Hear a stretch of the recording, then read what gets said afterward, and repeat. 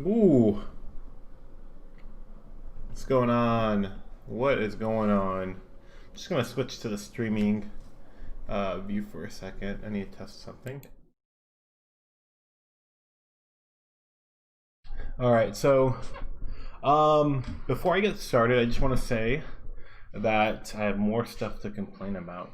I feel like I do this at the beginning of every single freaking stream, but essentially, I don't know if you can hear outside, but there were some people in my new apartment that's overlooking this pool area, and they were so freaking loud from like 3:30 until now.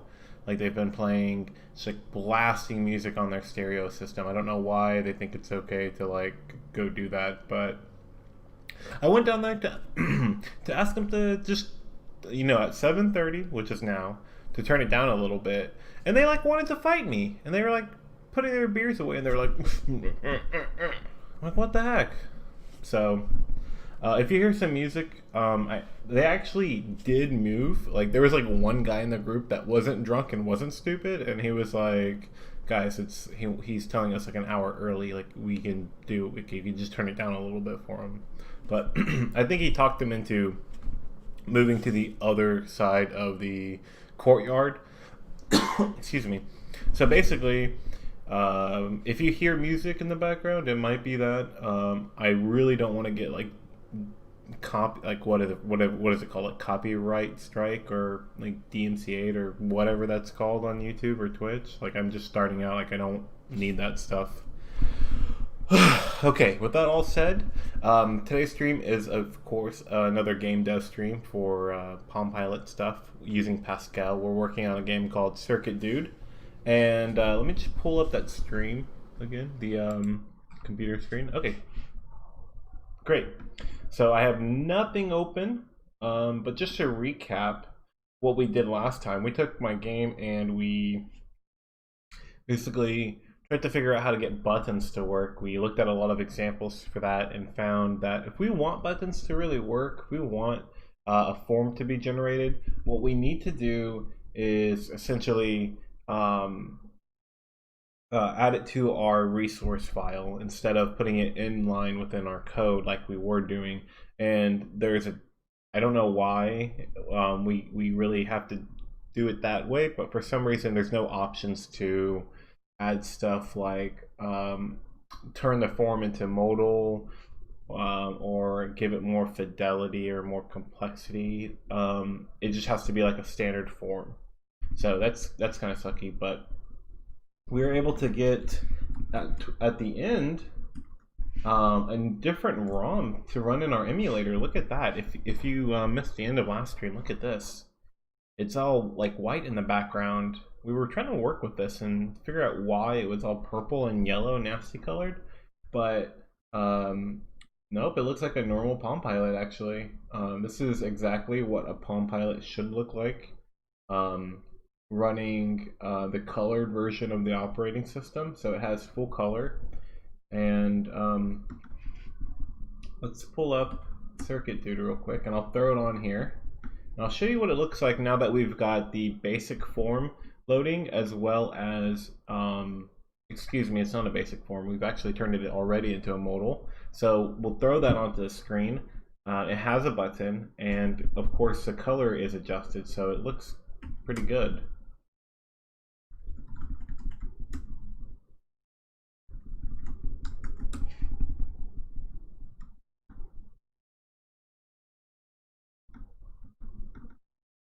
And it was right here. All right, so the fly. Unfortunately, you can't really see anything. What the heck is going on?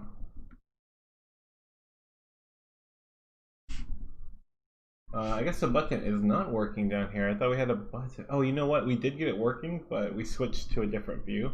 There's actually multiple views that we implemented. So UI is basically understood at this point. We know what we need to do to move forward to get UI and stuff working. But you can't see the game anymore, actually. Before, you could see it with the pink background, but that's because everything is being drawn as white.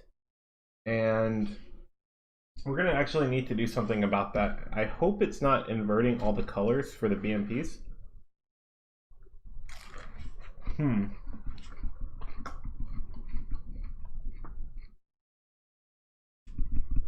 Yeah, I hope it's not inverting the colors, but we could try to adjust that real quick and see if we can come up with anything cool.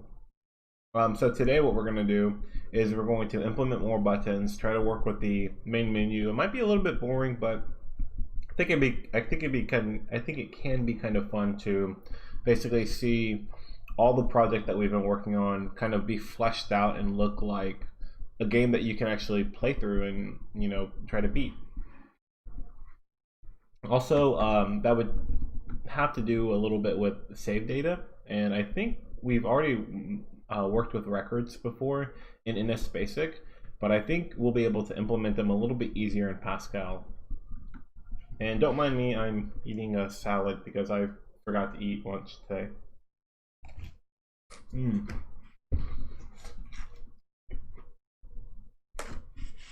Mm.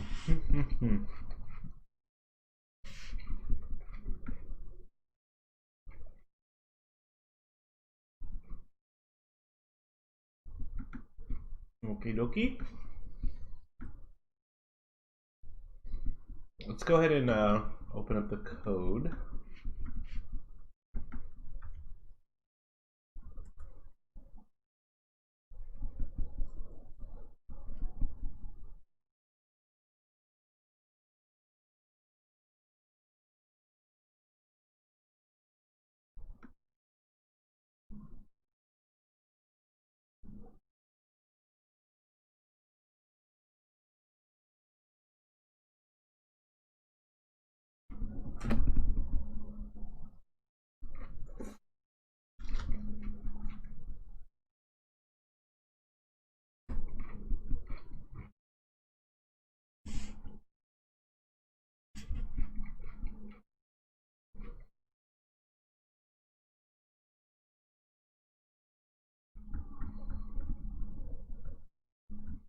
So currently we have two different frames, or forms I should say.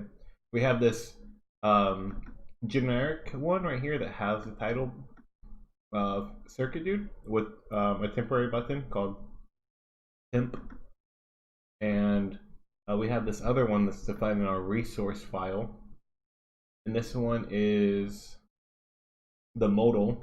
It says here modal, circuit dude modal, and these are the properties I was talking about. We just can't define those, it seems, in Pascal. We weren't able to really figure that out. There might be a way to do it, but it's not intuitive.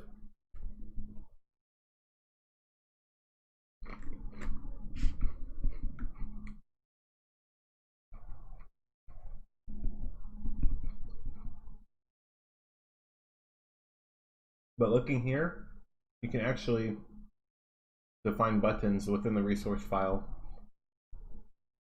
like you can do with the Pascal inline version of the resource definition.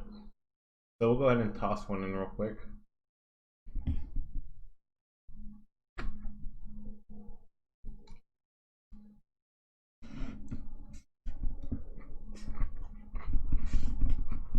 Mm.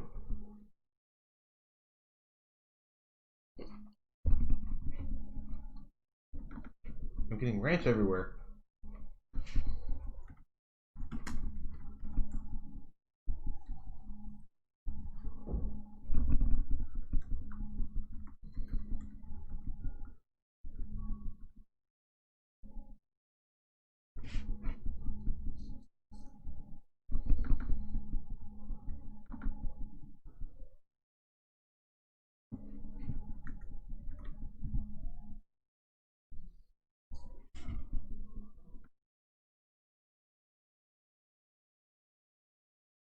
And we'll use the same coordinates for the temp button that we had down here.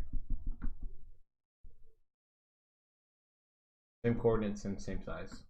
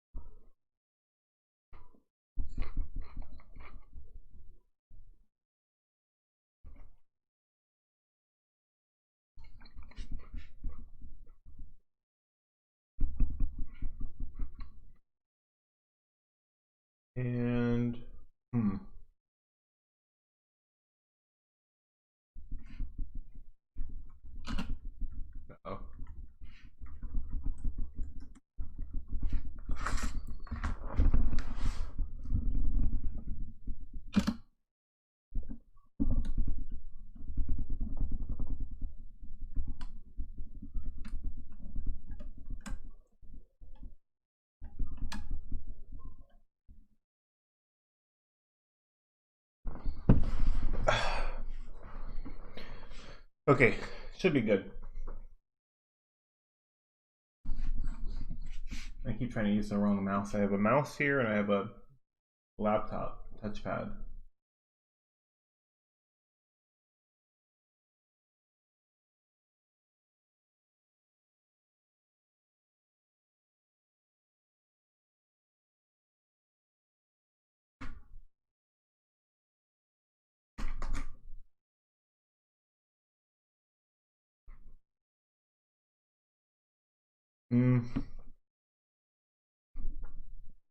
That's right. Let's take a look at the draw bitmap. Pointer.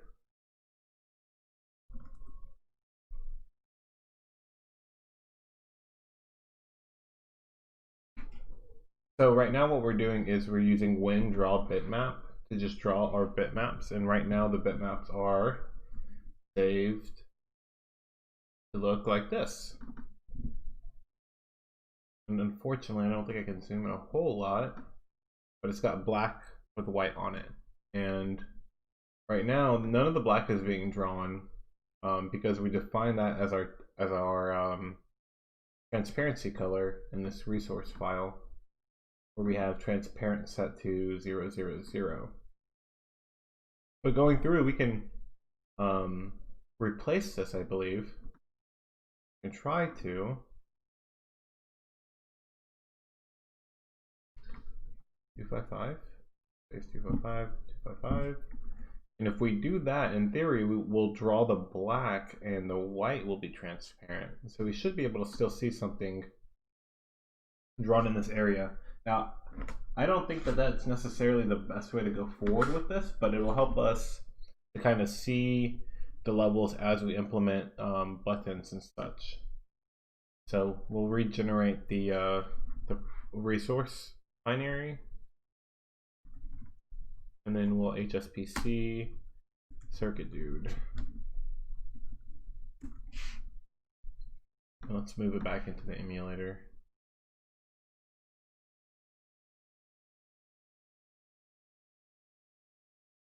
This modal popped up and looks like it's displaying stuff the way we want it to. Of course, we skipped drawing the blank spots because it's a little bit faster, of course, for the processing that we're doing. But it looks pretty much the same.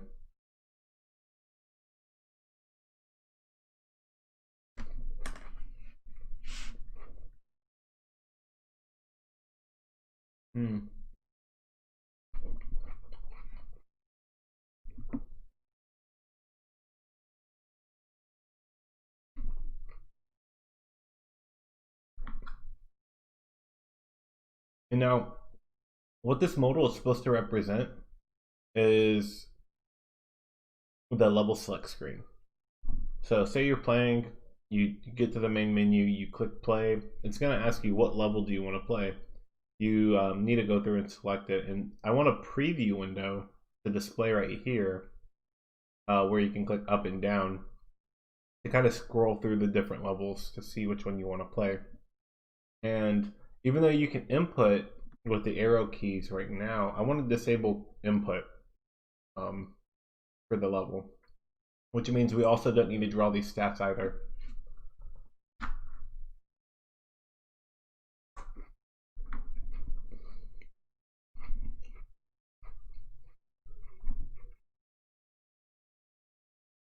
So in this box, I'm going to have a level up button and a level down button.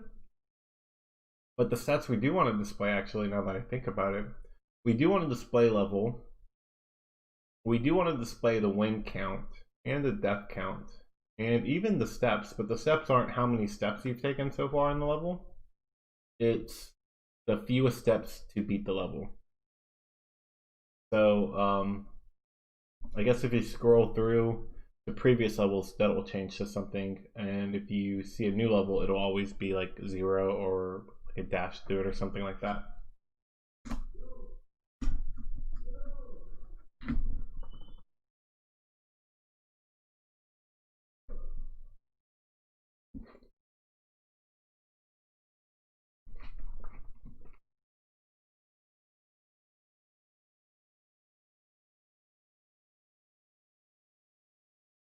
One second.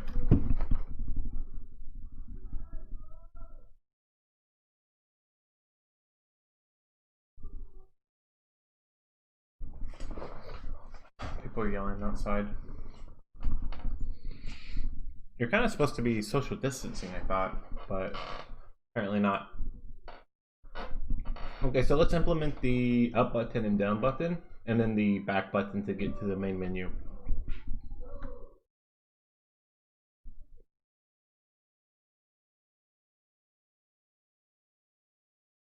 Form level, button temp. Let's do change the way that these are written. Instead of button temp, it'll be the form name. So level is the form name, and then level up. Button temp, a button level down, and button level.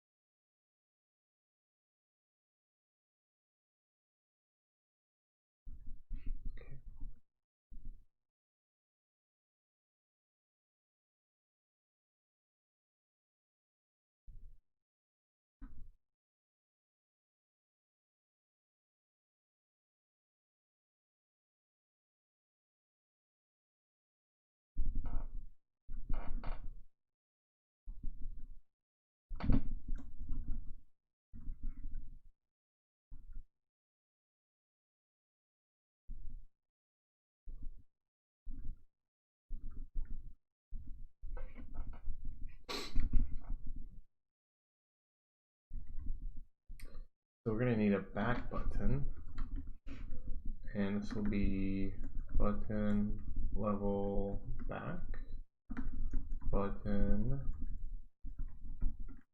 level up, and button level down. And I think we'll also need a label too. And labels are something we haven't really looked at, but they're basically just text being displayed. And,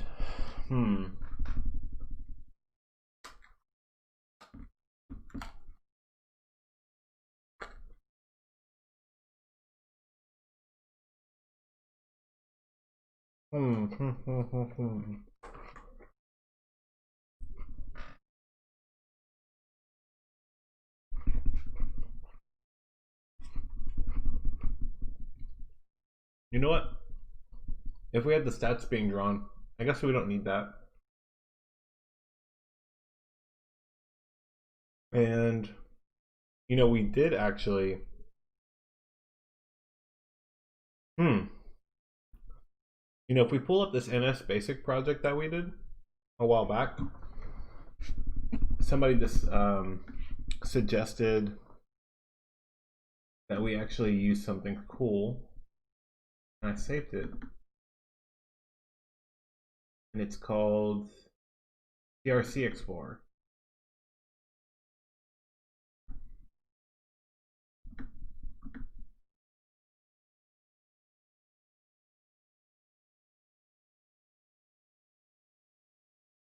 And this will let us kind of run through the old version of the program.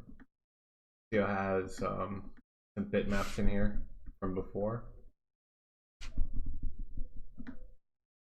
Well, it also should have the forms. Oh yeah, it does. Too bad.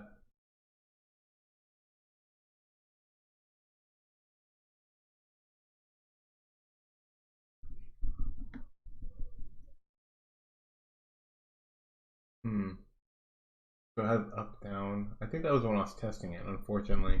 And see, what I could do is look at this, the source, to see the definitions for these frames and forms. So we'll do that a little bit later on to copy. copy these forms over.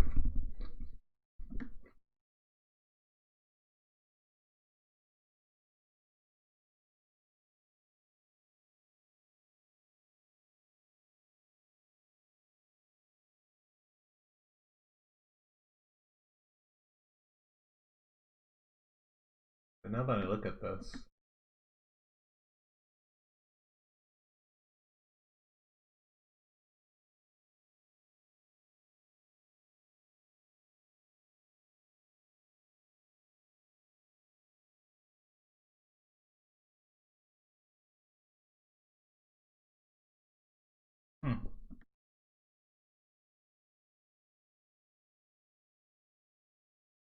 no frame. What about this? This looks like a modal without a frame. What does that say? Frame, modal, save bound. Oh, but it's pushed all the way out. Okay, so that makes sense. This one is zoomed in a little bit.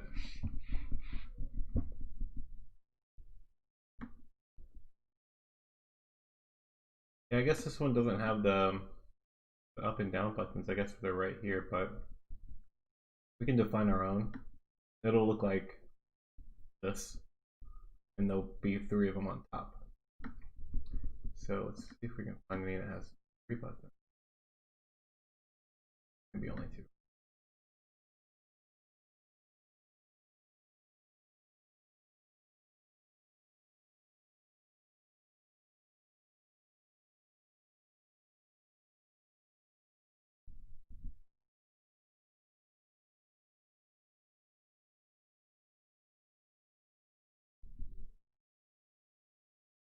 So X and Y, and these are 16 tall. So I'll go up some. Is 140 minus. I'll put back on the bottom.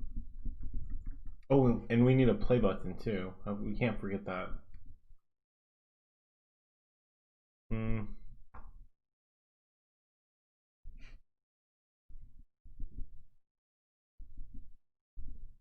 Up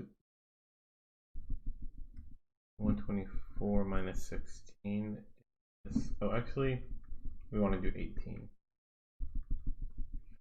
So 124 minus 18 is 104. We should be able to complete. We have to generate it every time. That's annoying. Oh, that's right.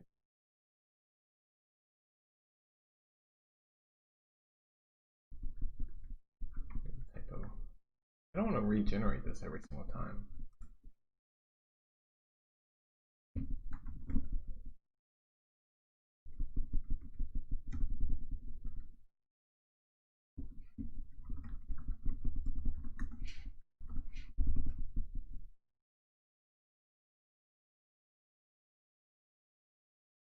So it has up and down. Those buttons are kind of huge, actually. A little too big.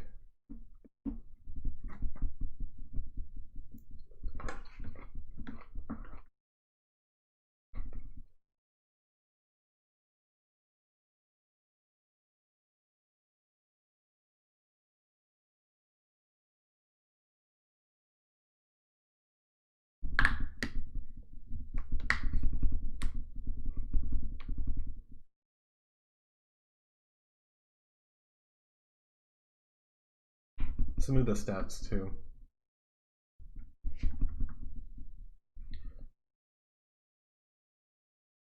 Stats need to be moved over to the right a few pixels, maybe 3.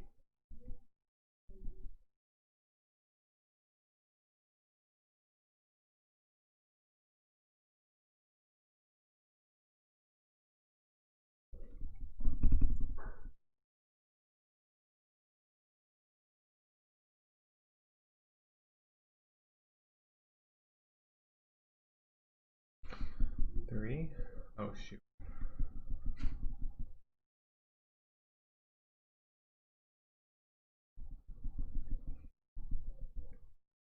And up like 4 pixels.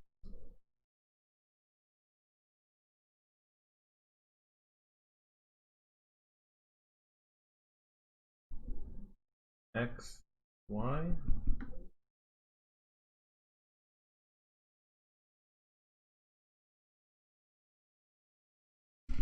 Say 15. 25.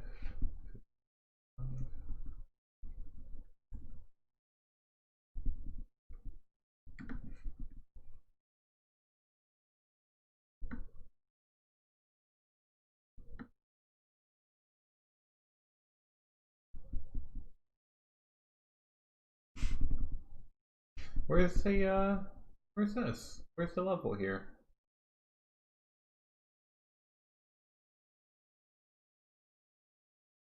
Oh, it's underneath. I did 25, 25. Okay. And then maybe it needs a, maybe it does need a few more pixels. 2, 2, 2.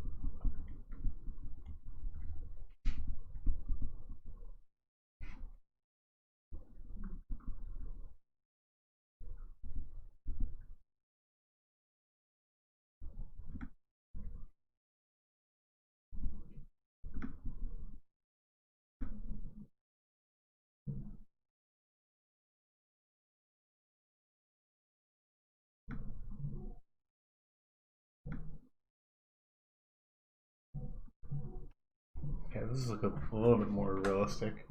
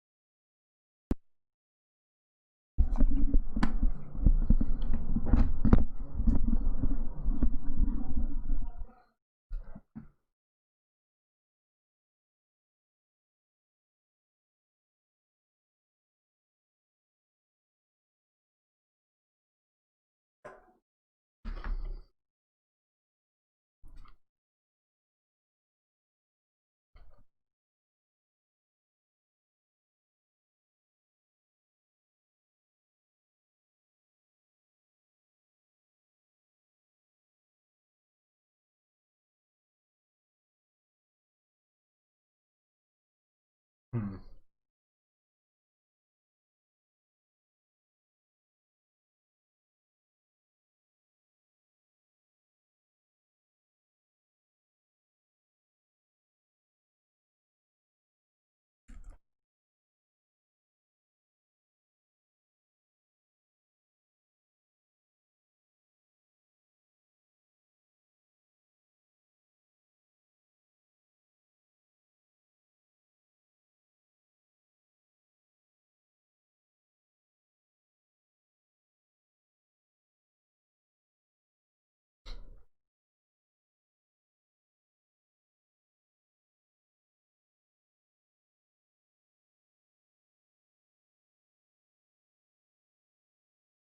So I think a play button could go here, and then a back button underneath it, and then up and down the sides.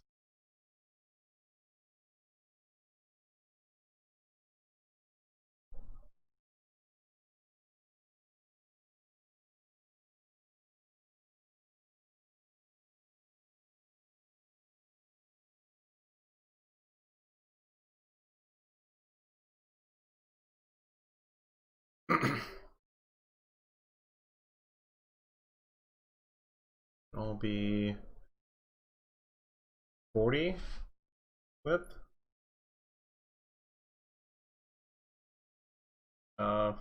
160.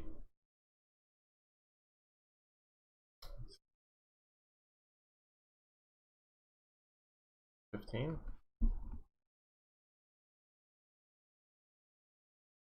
E5. Is that going to produce what we want?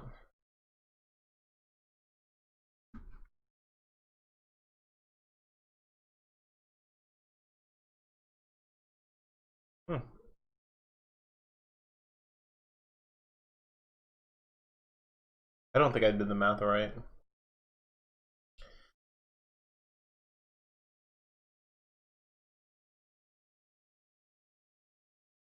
Should be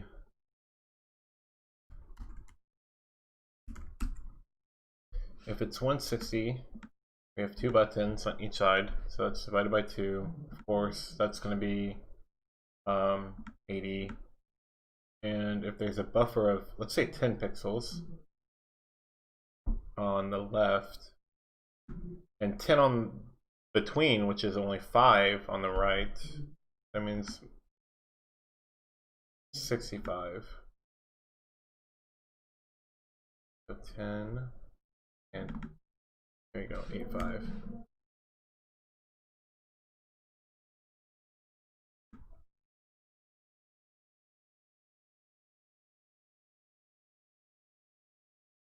And I can really hear the people outside being so loud. I think they might be loud on purpose because I asked them to be quiet at 7:30.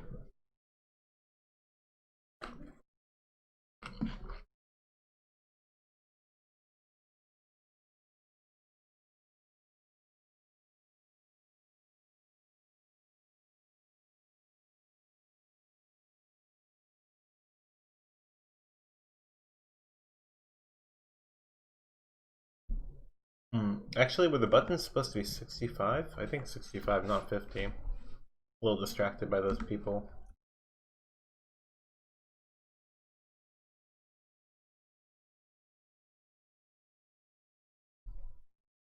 Looks more or less even, right? Actually, it doesn't. Maybe everything might be off by 5.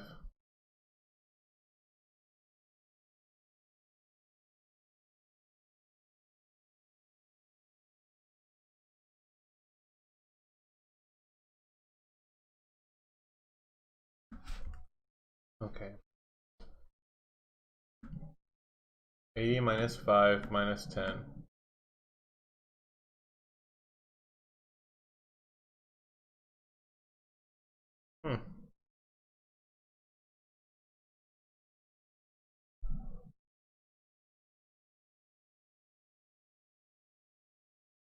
We also do want to change the plays what play does. I think we can change the frame on the play button programmatically.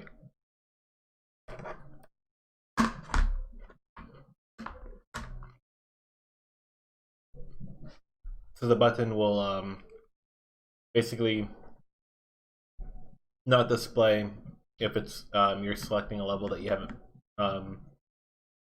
gotten to yet, if you haven't been in the previous level.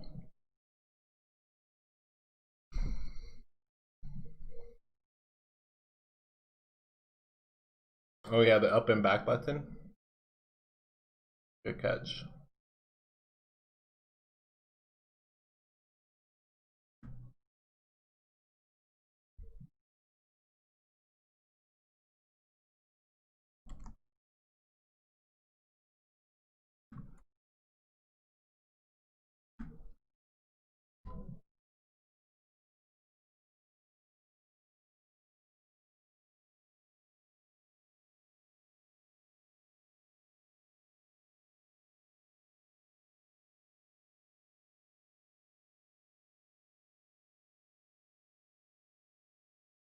Alright, so let's try to actually do something with these buttons now.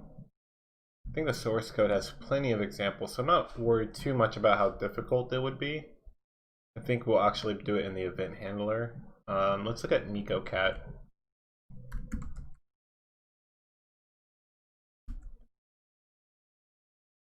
What's up, Java Jack? How's it going, Galactic Discat?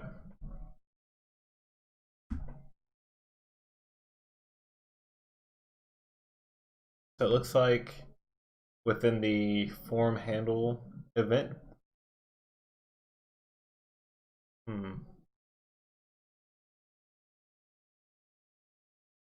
Actually, maybe that's not a good example because they do some assembly stuff. So let's do a different project.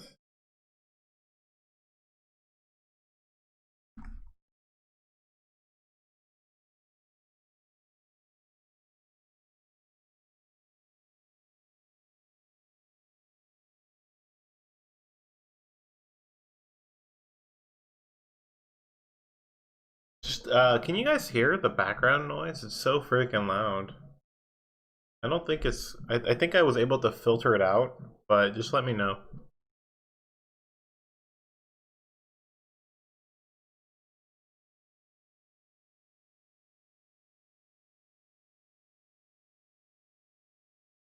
Quiet on your end? Okay, good. Because I think I made them mad whenever I asked them to be quiet, and they are. I think on their balcony. Turns out that they're next to me. They're just like screaming karaoke or something. But if you can't hear it, that means I've successfully filtered it out. So. Okay, so I think what we need to do is, it looks like it was like this in the NicoCat too. In the handle event function, we just throw an event in here that has an type of control select event. So it looks like it's a button, and then we just check the ID. So this should be pretty straightforward. We did the definition for all the buttons in this res file, so they've got to match the RCP file, and I kind of do that so I can copy paste with these defines. Technically, you don't need them, but I can copy these defines, put them in here as constants, and that's how Pascal can keep track of what these buttons are. So let's look at the handle event real quick. And right now, when pin down event is fired, I load the level +1, but we'll basically get rid of that.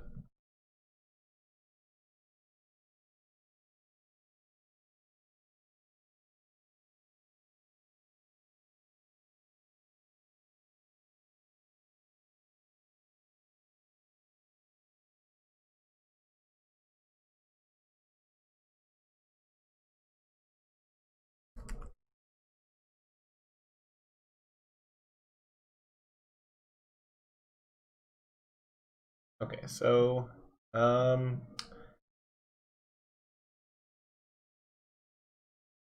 if the control entered control ID of, I think that's what we did with kind of this too.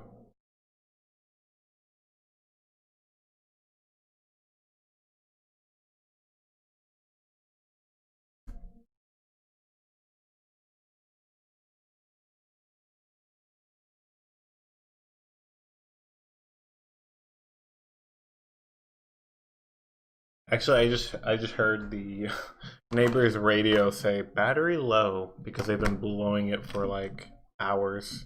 Normally I don't mind. It just woke me up from my nap, and now I'm trying to concentrate a little bit.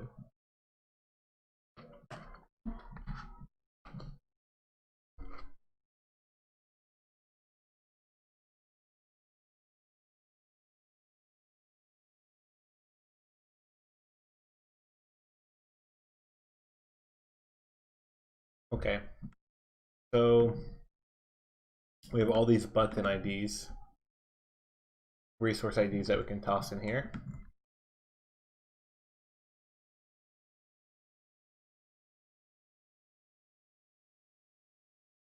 And let's see, begins.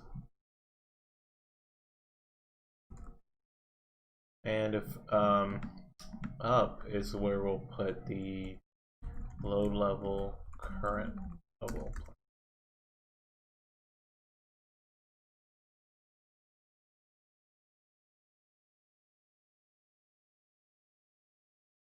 Okay, I think that's, oh, for down we should -1 so we can scroll through them.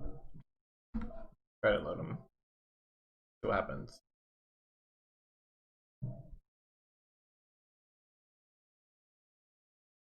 I can still click with the pin down event. I thought I canceled that.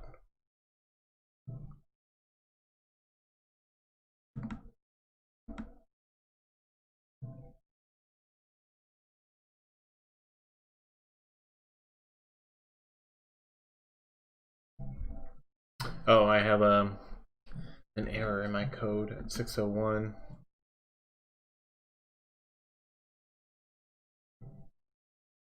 Oh, it's not a data, it's event.data. Okay, this should be good.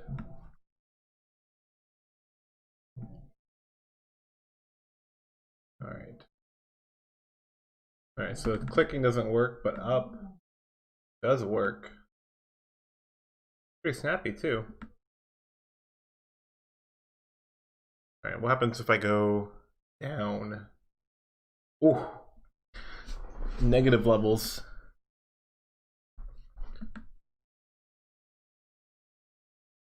No. So we're looking at the levels with the level, I guess, modal. We don't want to be able to play either.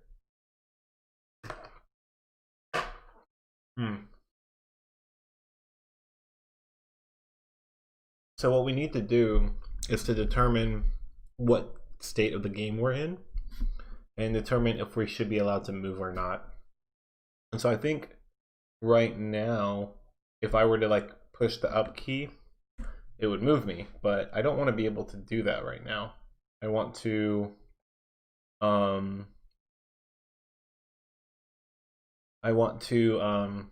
lock that functionality unless you're in the gameplay frame. Right now we're in the level select modal.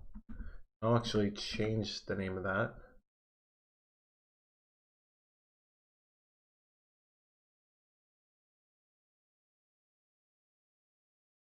Select. And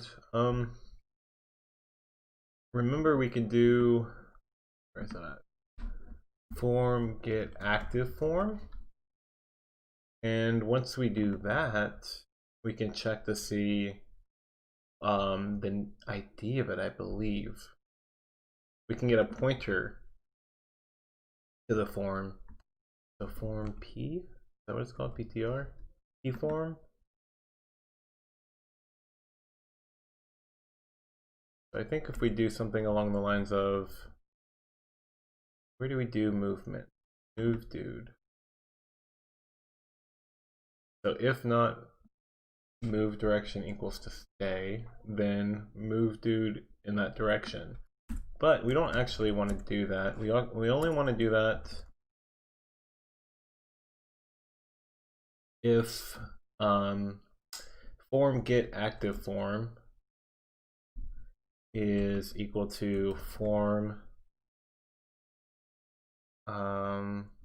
Well, for right now, we only have form level.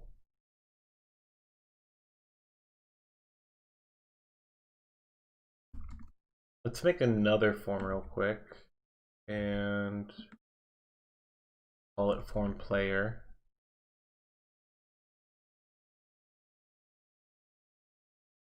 And that's the only one we want to be able to move in. But I think we can't just get the pointer to it.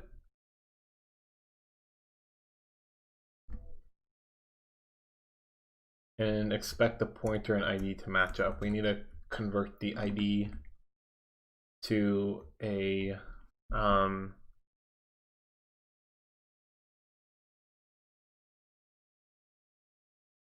we need to convert the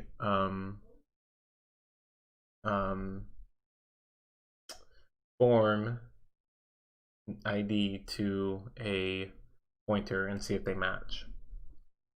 I think you do that with form equals to let's see where else. Form init form.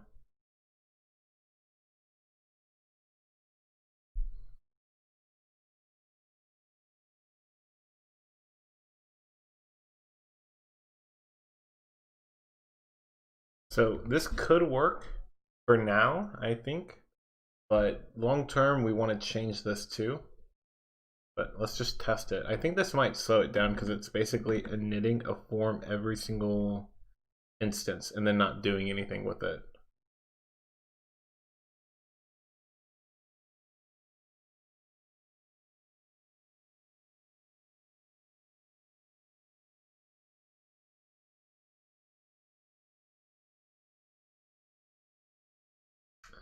Huh.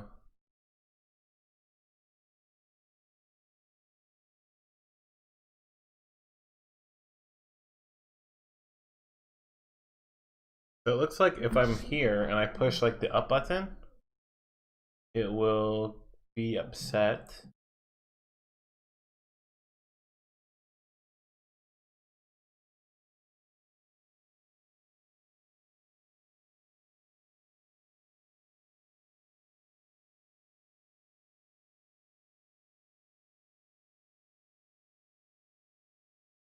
Yeah, so there's something wrong with this right here.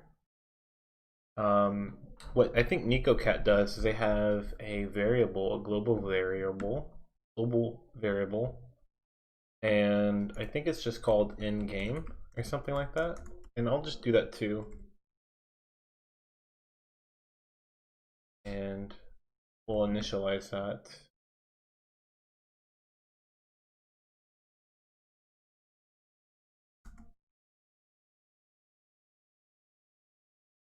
Oh wait, we don't want to do that. Load the level, we want to do that.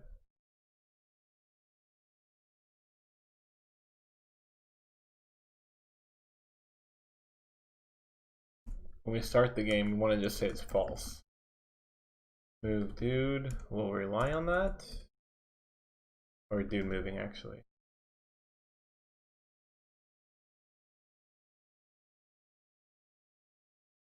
Hmm.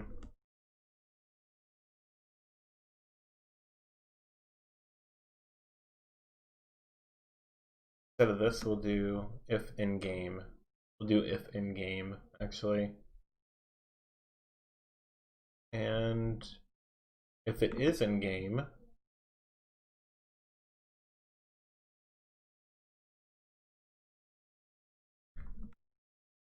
right now we're setting that to false always, but we want to set it to true whenever you enter into the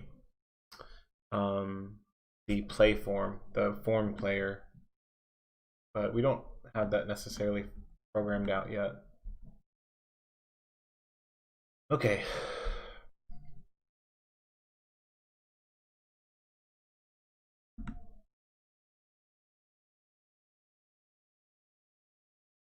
So I think one thing that we are missing is the ability for the form to be drawn the first time. Let's fix that too.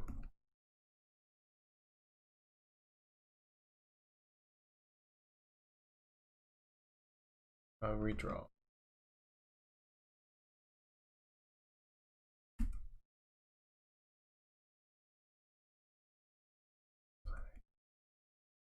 I think whenever we initialize,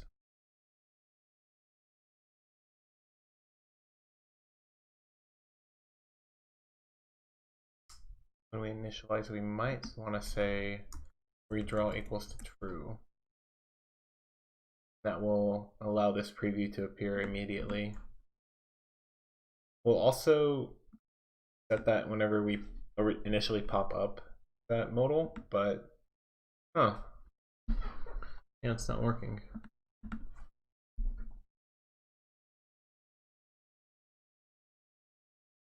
I think it's because you can kind of see some sort of default form already open.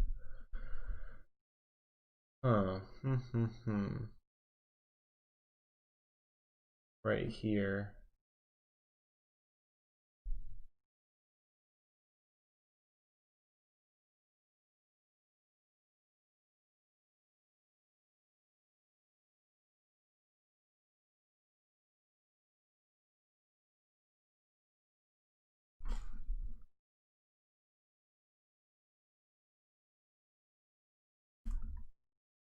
We actually want to pair this together for later, so we remember to, when we change the form, we don't load the level unless we need to.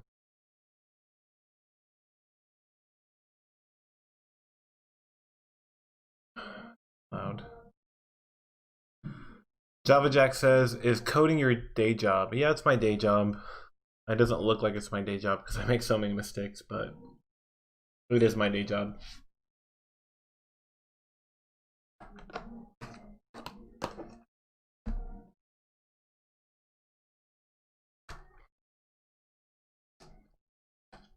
Actually, I work at a game studio here in Austin.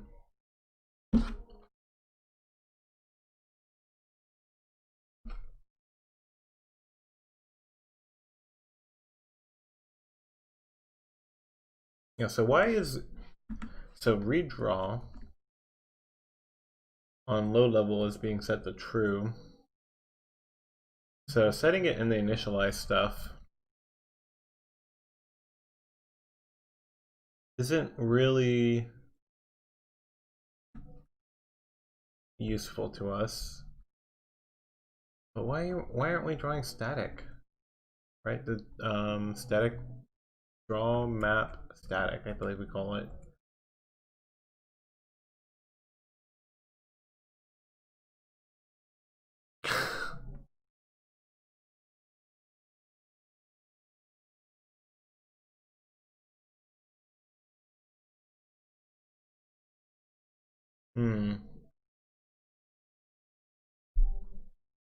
I think when the modal pops up, it might actually get rid of what's drawn down there. Let me think. Because it looks like load level draws the static map. We go to a form, and then we draw the static map. But it doesn't look like we actually erase anything throughout this entire ordeal.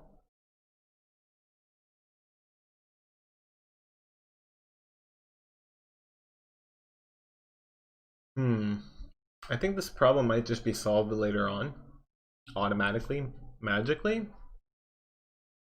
So, also you can't really move now, which is great.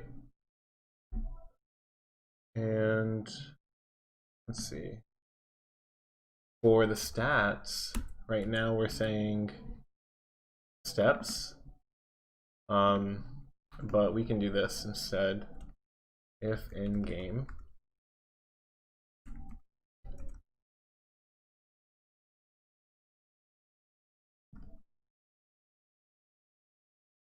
So if it's in the game, you say steps. Otherwise, it's US steps. 1, 2, 3, 4, 5, 6, 7. An additional 7 characters. Let's see. I bet that might look ugly. Okay.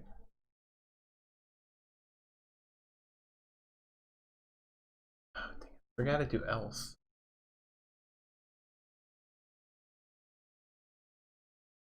And okay, that's weird.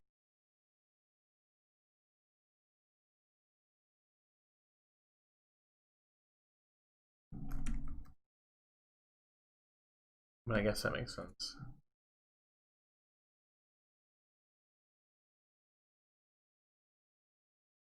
Yeah, when you're working on a big project, it's definitely makes sense that people would make a bunch of mistakes, but you know the feeling like whenever somebody's watching over you and you like start like hitting the wrong keys and you don't know how to type. That's what it feels like a little bit to type on stream and try to code on stream, but you know, that's a weakness of mine, so I think I'll be able to overcome that the more that I'm here on Twitch streaming for you guys.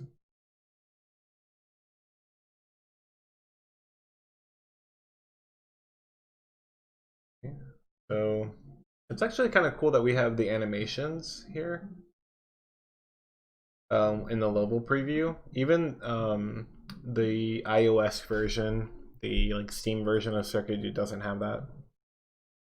And few steps, you know, I thought that would take up more space, but it looks like it doesn't look too bad at all.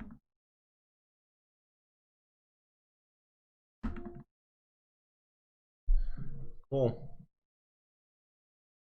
And now that should take us to the main form, like the main menu form. Let's go through the entire flow though of this game.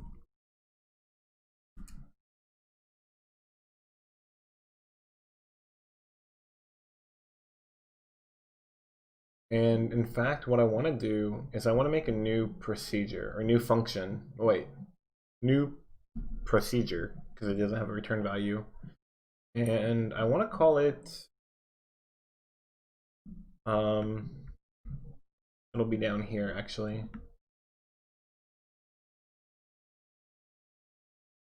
Will it be? No, it won't. Maybe. Where's the control stuff at? The event handle. Where's that at? Here. Okay, handle event. So, actually, I want a new procedure. And it'll be called show form. And it'll take an integer. And the integer will be the form ID. And it doesn't return anything. So this is going to be pretty easy. What we're doing is we have case form ID of, and then we'll do like a switch statement. And if it is equal to form level or form player, for instance,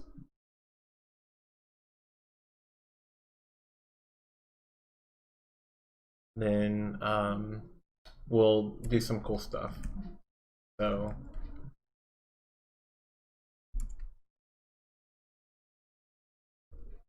for instance, form player, we actually want to load the level. And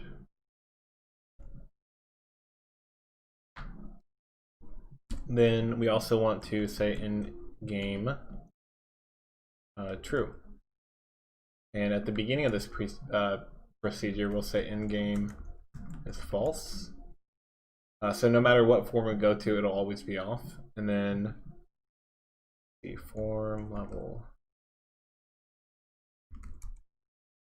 Right here, instead of form go to form, we'll just stick in, what did I call it? Show form, yeah. Show form, and then form level.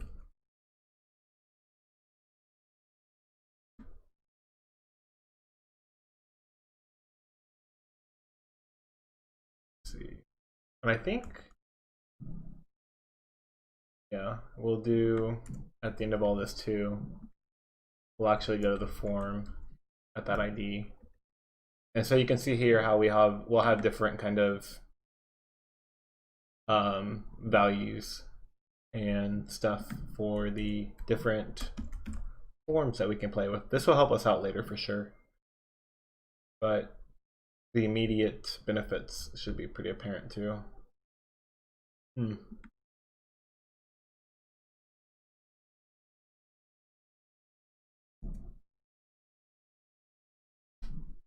So instead of form level, let's do a new form. Actually, let's make a few of them. We know we need the main menu. And that will be actually 1000. But then we'll have form, credits, and editor. And oh, actually not just yet, not credits. Platforms. I'll show you what these are for later. Obviously credits is, you know, I'm gonna have something at the beginning that says I made it. Form, editor, and then I think we want to be able to send the levels out and receive them. Let's check the NS Basic project real quick. Forgot what all forms we had in there. Pipe Warp, how's it going? Thanks for stopping by, dude.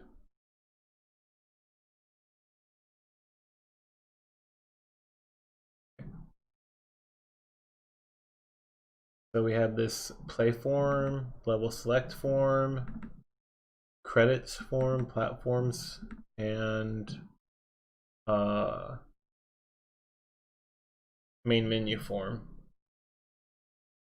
Okay, doesn't look like we're missing any, but I did want to look at some of these menu options.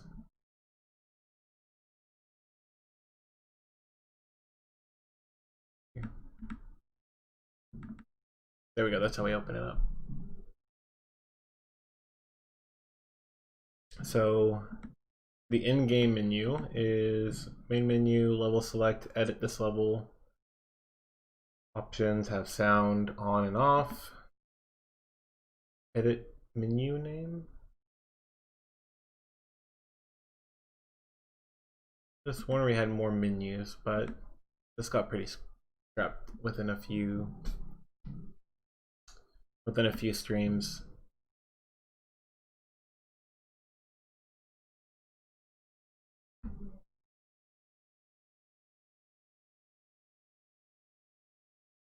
So I don't think yeah, I don't think we're missing any of them. So I'll get rid of that.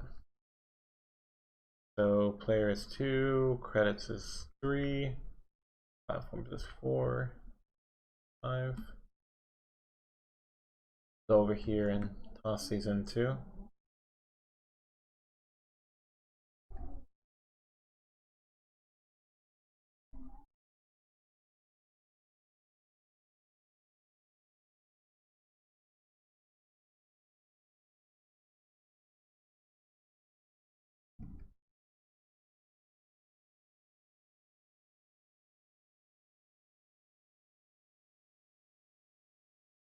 And instead of the, let's see, instead of the form level being displayed first, let's do form credits.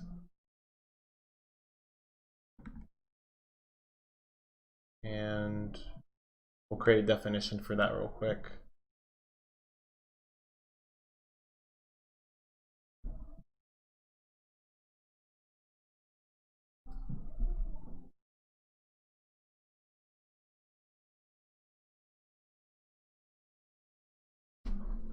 And for the credits, we also need to make some buttons too. At least one will be called credits text, and that will be 1104. And then the platforms, we'll also make another one called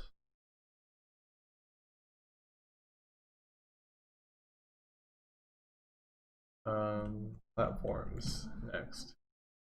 Be 5.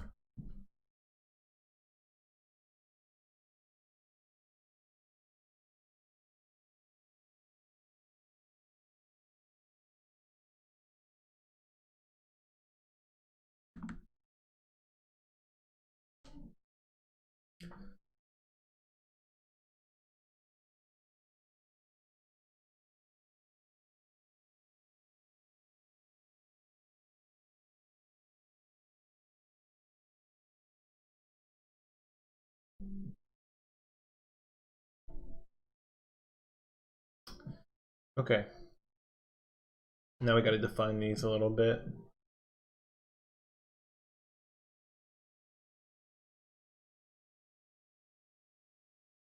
Form credits. It'll be a modal too.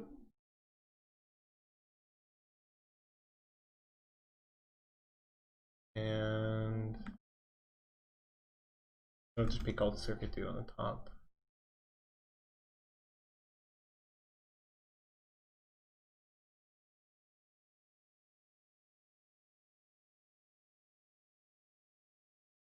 X. Actually it needs to be that one. Button credits next. Starting at 10 all the way over to the next one, so it'll be 140 width.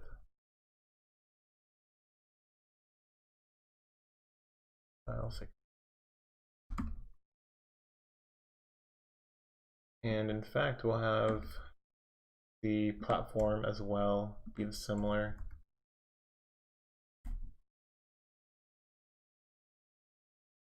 And instead of credits next,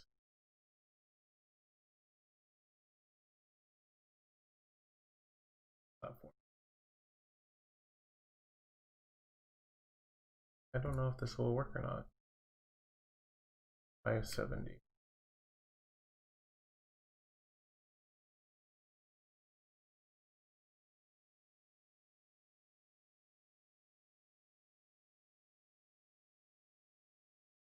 Nope.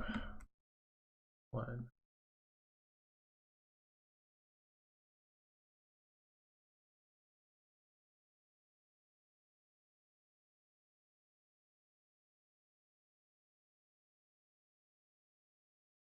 So it's still drawing this stuff. We don't want it to draw this stuff. Gameplay.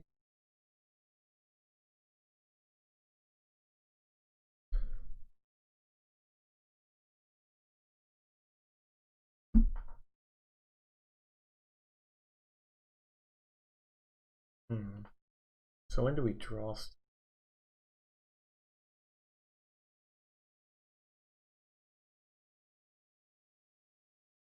If no action, then gameplay. Well, we don't want to always do that, do we?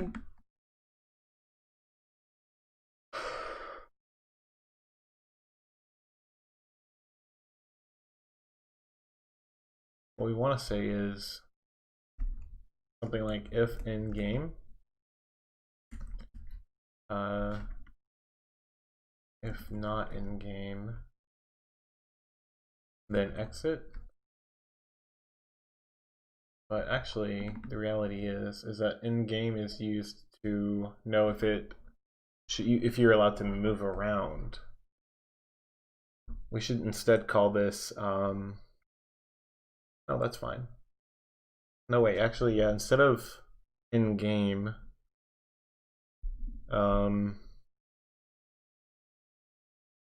in game, actually, in game works, yeah, in game. And instead of having just one variable, it'll be in gameplay.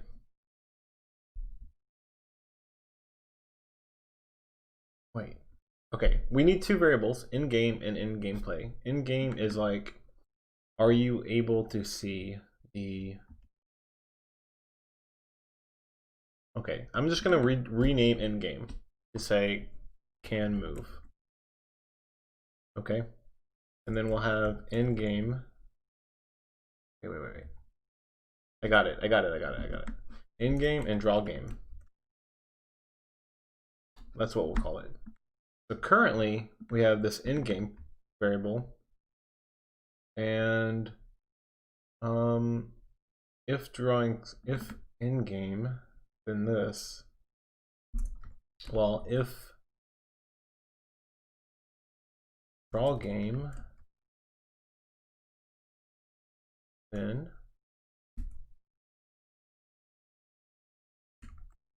actually if not Game. Okay.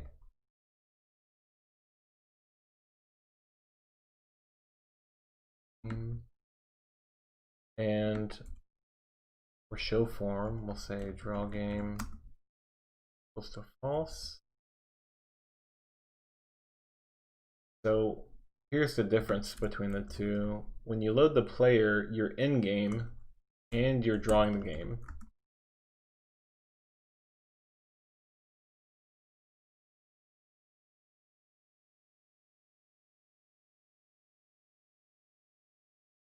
And whenever you're on the form level, you're just drawing the game. So you're just setting draw game to true. All other time you're drawing, setting both of them to false.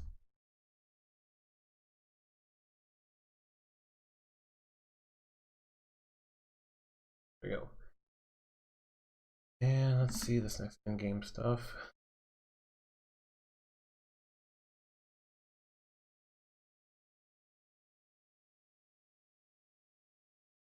So if not draw game, then exit. So we need to exit out of this gameplay loop if we're not drawing it and we're not playing it.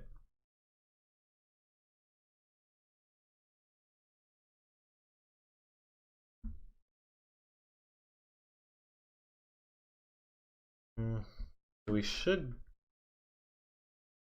be okay now.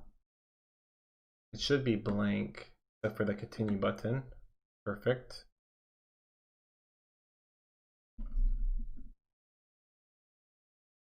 So let's take a look at the Artie Boy version of Circuit Dude.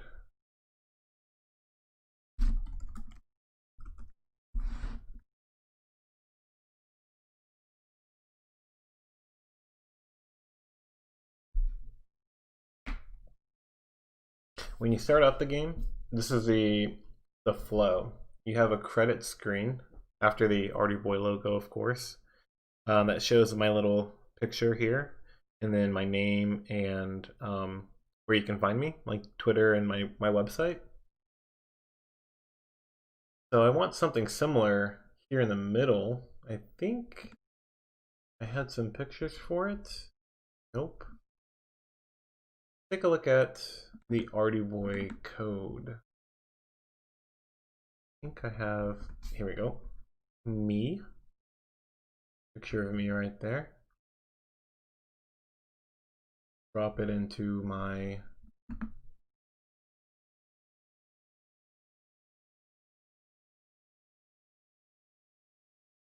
images folder. But actually we had an issue. We needed to save this as like a specific type of file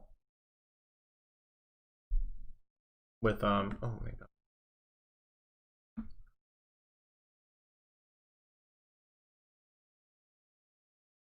With we saved it as a specific type of file in Photoshop, and so we're going to need to do that as well. A specific kind of BMP.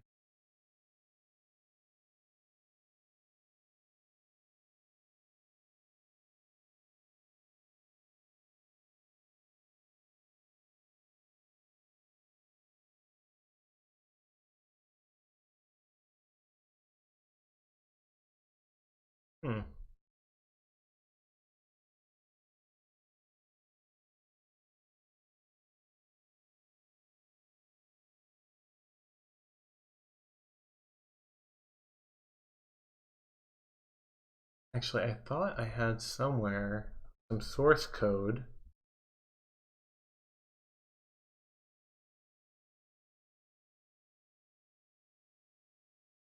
or at least some okay, so I have colored sprites right here.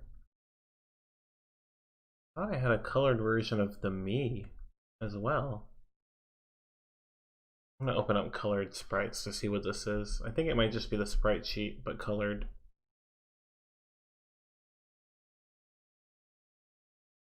And then, of course, we'll throw in the me Oh man. This is a lot.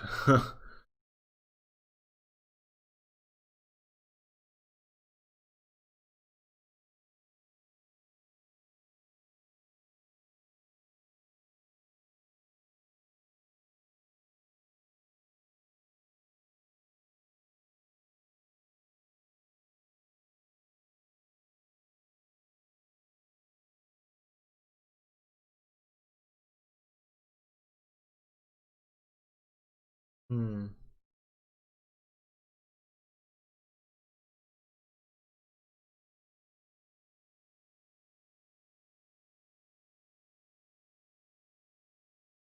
You can see the 2-bit versions of these sprites that I did.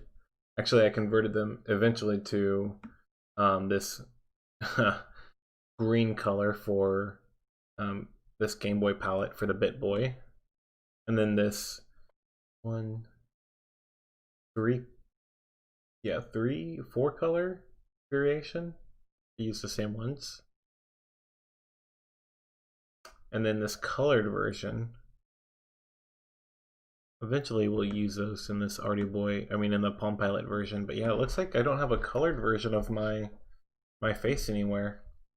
Not that big of a deal though. I thought that was a good example of, you know, loading a colored image somewhere.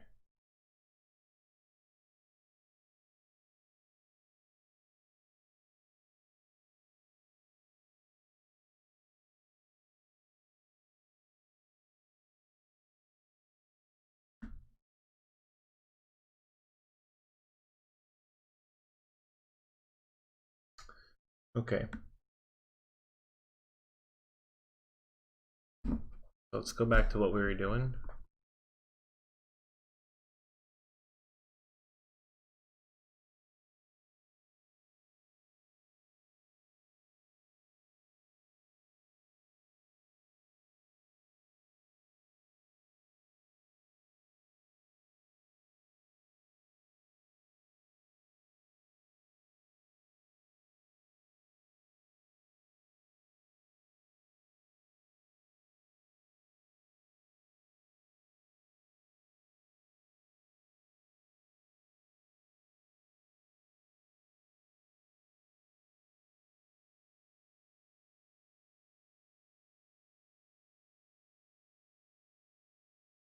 Can I not?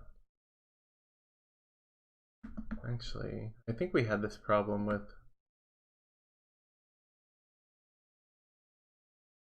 Yeah, it's 16-bit. It's not...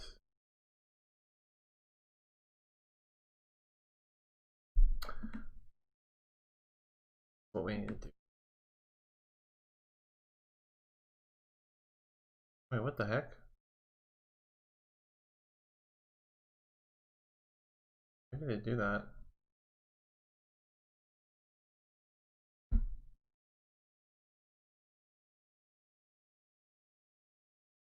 Did it mess up my image whenever I converted it?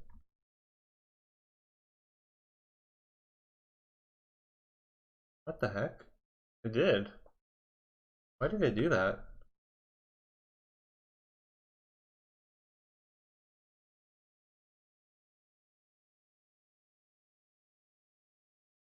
Why did it do that? Look at this. There are clearly some pixels that are wrong.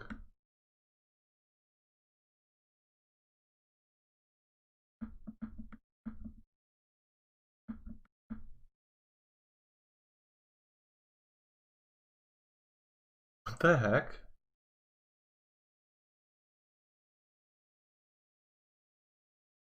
Dude, what is going on here?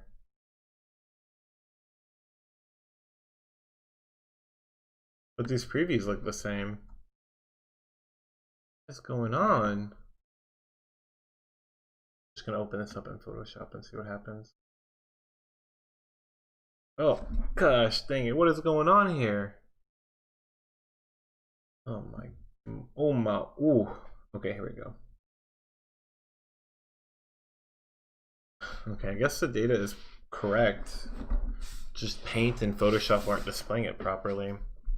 Raj, how's it going, man? Yeah, I don't know if I created a glitch art generator, but that was definitely some glitch art right there. Very weird, very weird experiences that I've been having working on this project. Um, yeah, let's go back to, I think, the resource file that we have here.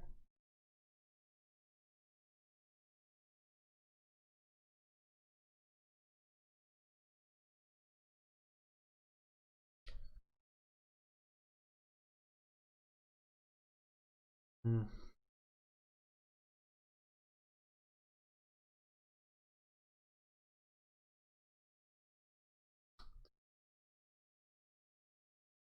I think what I'm going to do is start.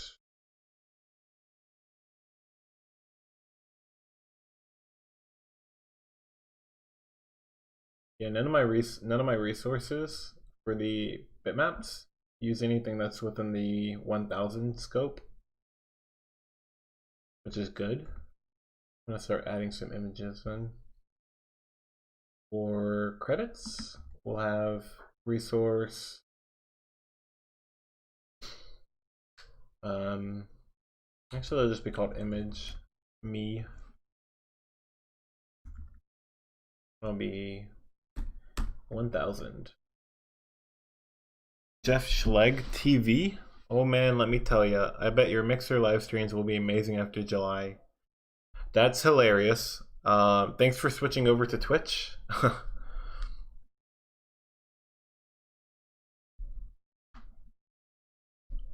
Yeah, I've been saying like if you're on Mixer, please follow me on Twitch or YouTube or something, which is like underneath me. Usually I have like Mixer down there as well, but you know, last stream or the stream before that, I think I actually said that Mixer is going away for a while, probably forever, and you know, all that's left are like these two places now, which kind of narrows it down for me. I was thinking like the more engagement I get on like Twitch or YouTube or something, the more inclined I'll be to stick to that specific platform. But like for some reason, there's been a silent like minority of people, like not silent majority, but you know what I'm saying, like 1/3 of my audience has been on Mixer pretty much since I started these live streams. And really, there's been very few people who have said anything on Mixer to me, which is really surprising. They might be bots, but you know, if Mixer is going away, that does kill my the amount of people that'll watch me. So I'm kind of sad about that, but I'm trying to just plug my new channels wherever I can so people switch to those and hopefully keep watching me, because I don't think I'll ever go to YouTube streaming. They're gonna make Mixer 2. Yeah, they'll probably make Mixer 2 eventually. It'll be another waste of money for them. They'll be very happy about that. Okay, so looking back at this, let's add a new bitmap family. It'll be called image me. And oh, right here.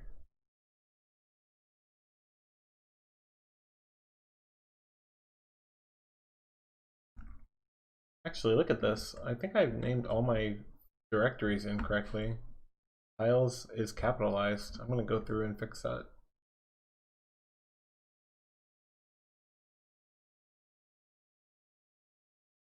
And also these icons too.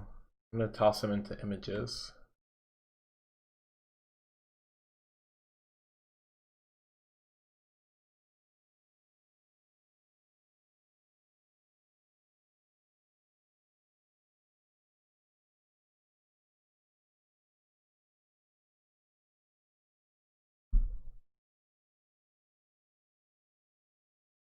Okay. So eventually we'll swap out some of these, but we still have the same images being drawn. And I wonder if I can do... I wonder if I could take away the transparency for this bitmap, actually. And if it draws, that'll be cool. because I like for it to stay black with the background. It looks like it didn't have any issues creating the binary, so I'll go ahead and throw that into the form too. But I'll have to find one. We'll have to find a form that uses a static image somewhere. That might be easier said than done though.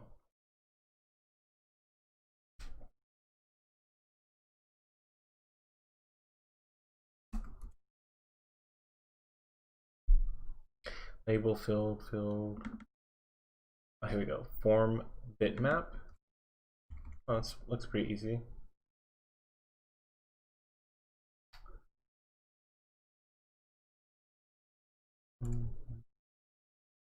Form bitmap, image.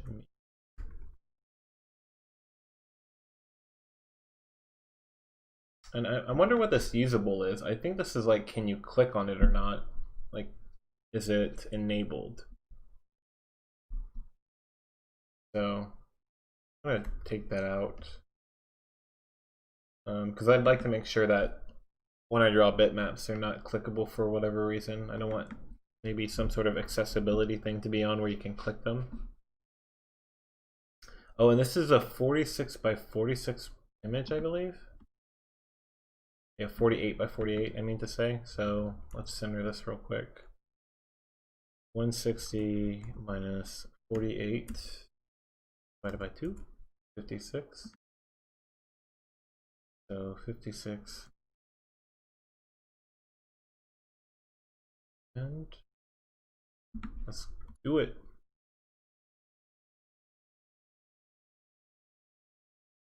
Oh, beautiful. So it isn't transparent, which makes me think that I could probably remove the transparency from the ones that are drawn here. And let's see.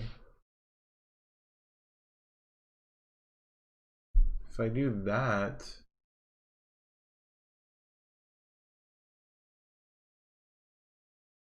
that would be cool. I can actually make the images no longer transparent, but Circuit Dude himself needs to be transparent because you have to be able to see behind him if you're standing on like a button or something.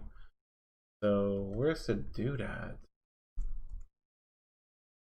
Do I call it start? I think, yeah, I do right here. So that one has a transparency. All the other ones, I don't want to have transparency. That might make it actually draw a little faster, because instead of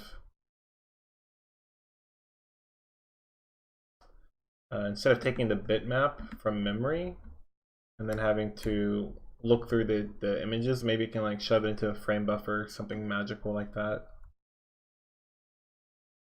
Okay, that might be cool.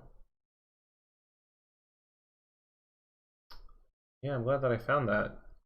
So it does that. Let's move it up a little bit too, because that would be great.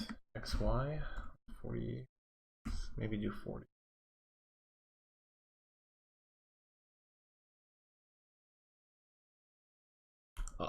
Java Jack, what do you mean by off-screen windows?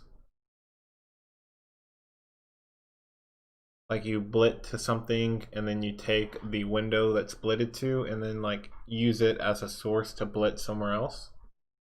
I think like a quad or something.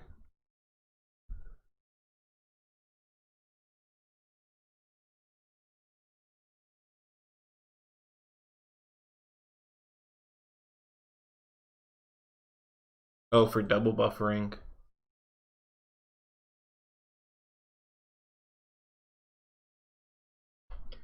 Okay. Do the label.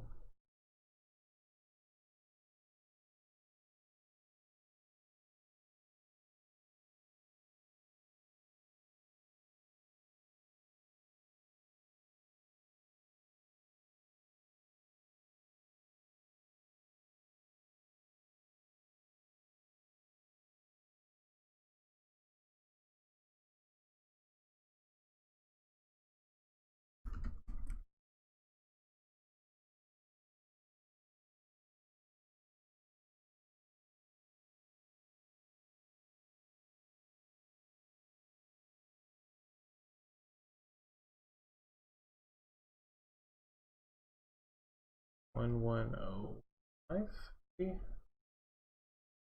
Oh wait, I already did 1105. I had to do all this manually. Oh, I guess that's why I was using earlier PRC Explorer. Pull that up again.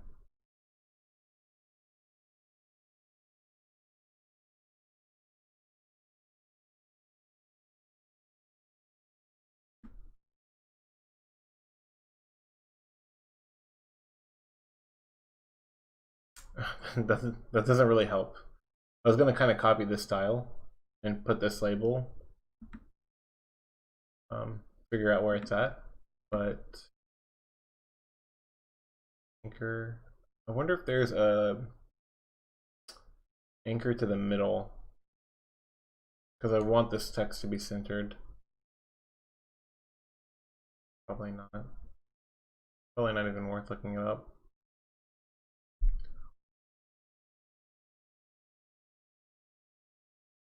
Okay, so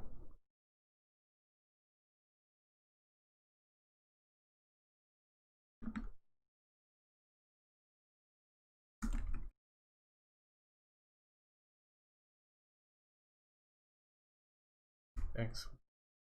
Just guess 30, 35 or 36, and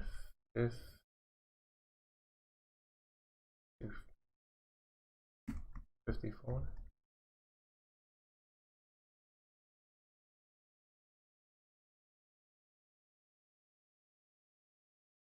Oh my gosh.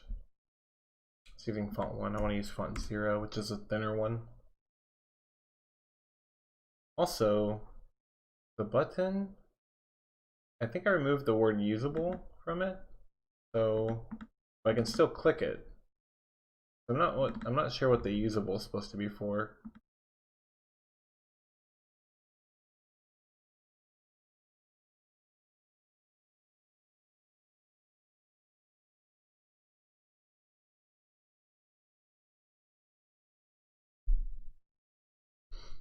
Actually, it needs to be XY 40 plus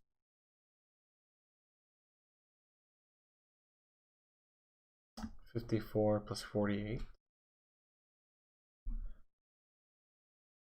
02. Needs to be moved to the left a whole lot. 20. Let's see.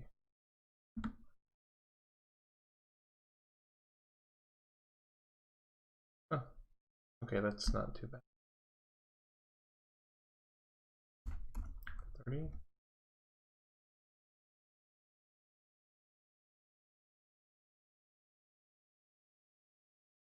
Ah, that looks pretty centered actually.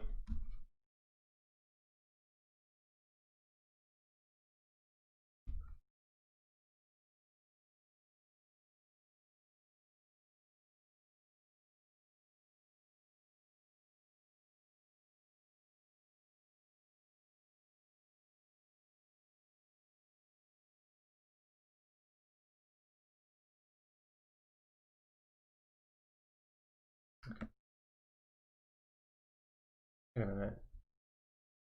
Is this not even...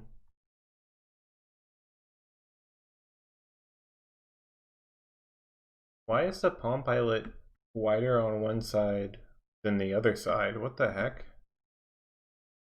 gonna throw me off.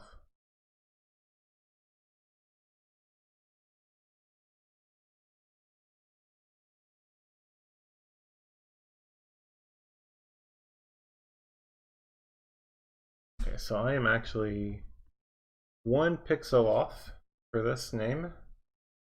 I need to move to the left to 29. And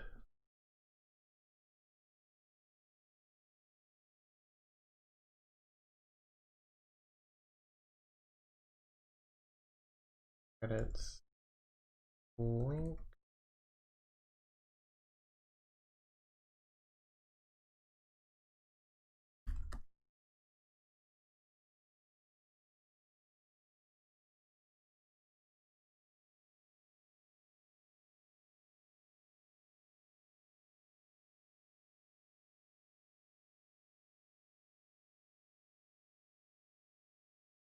Hmm.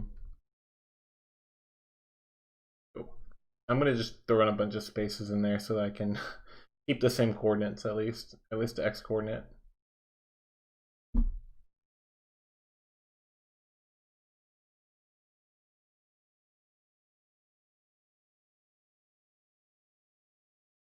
Okay, like,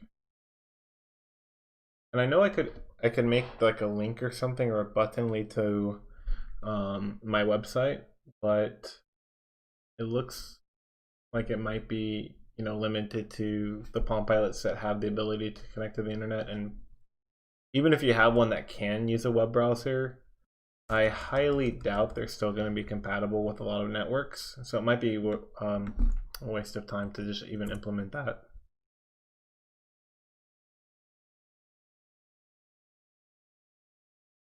It looks like the font isn't a monospace font, like the Artie Boy or something else like that.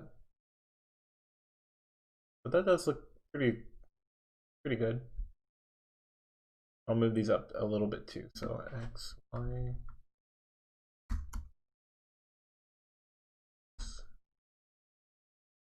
the bitmap, X, Y, move it to 30, 36, or 38. Yeah, that's the ticket.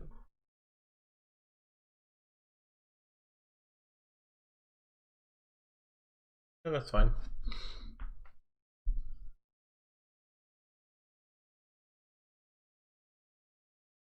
Oh, the 3 had a left side.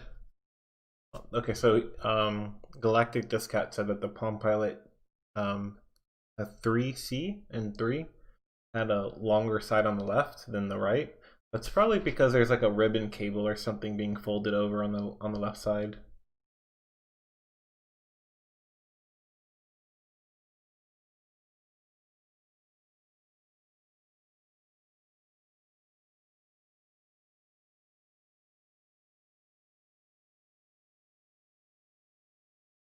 Hmm.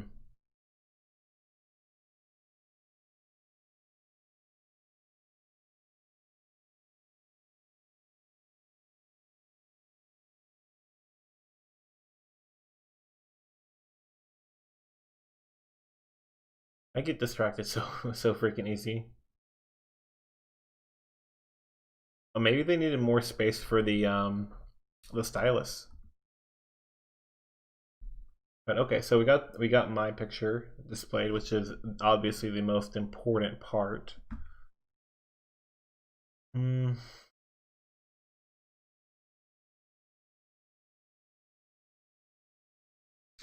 So the continue button is supposed to take you to the next form, which is available platforms.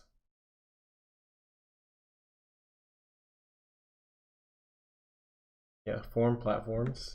So button.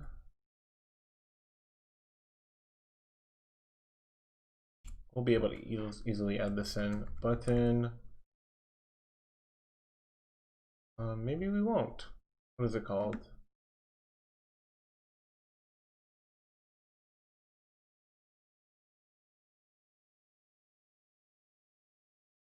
Button credits next. That's called. It's not even here. Oh man, it's gonna be annoying. Every so often I'll have to come in here and transfer over these file or transfer over the info from the RCP file.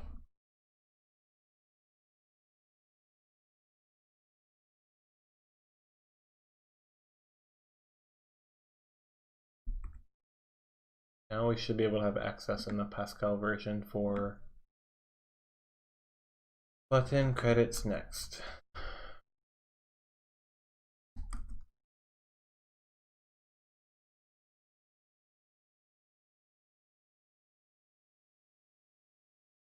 And if you click on that button, it will take you to show form available, or platforms I called it.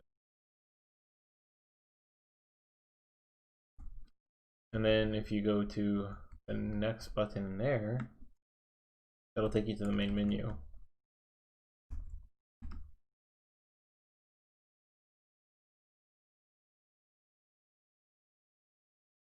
Or menu.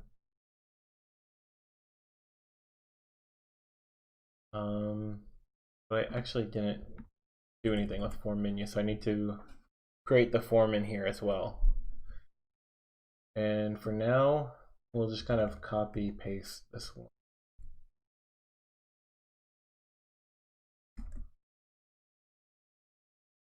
And it won't be a modal. And it won't have the continue button.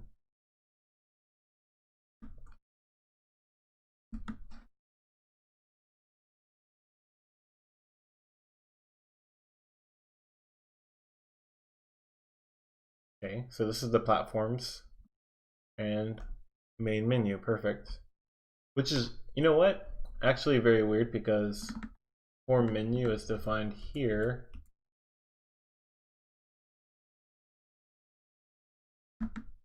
And it has this main form, so we'll get rid of that.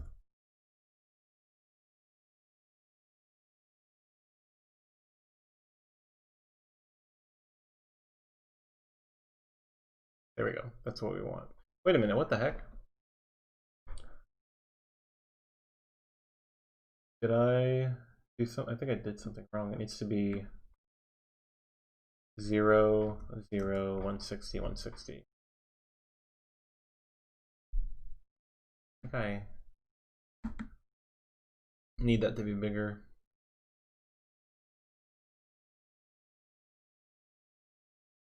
Perfect. So that's the flow for the beginning of the game.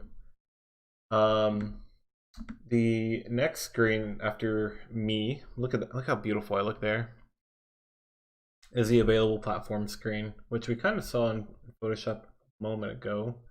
But in the Artboard version, it kind of looks like this. So it just says also available on like the Switch, the App Store, Steam, Google Play, all that stuff. So I'll go ahead and throw those in as well. Should be pretty easy. Image me will be called image platforms.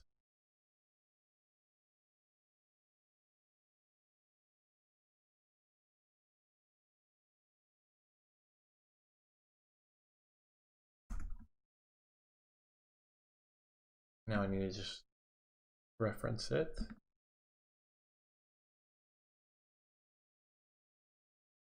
In fact, I actually need to do a label too. Dang it.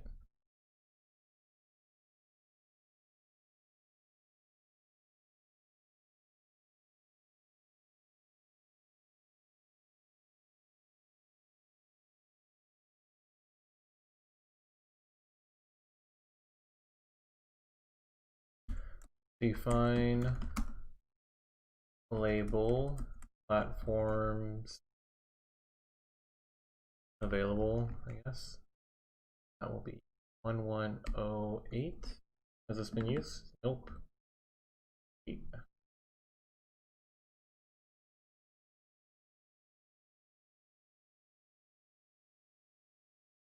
Also on. And we'll move that over a tiny bit. I'm gonna guess 22.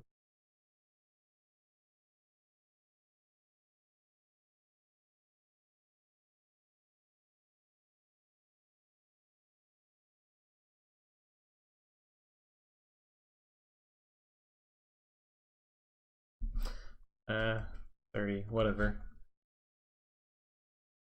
And the Y will be actually pretty up high, so image starts at 56. I'll do 56 as well here. And this will be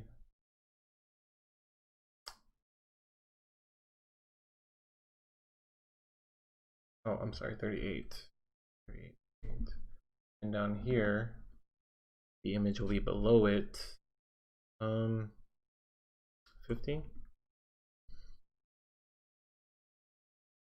And it's not going to be me, it's going to be platform. Okay, and now we need to reference that with this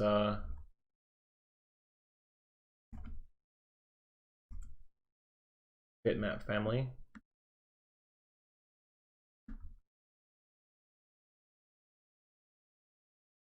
Instead of me, it'll be platforms.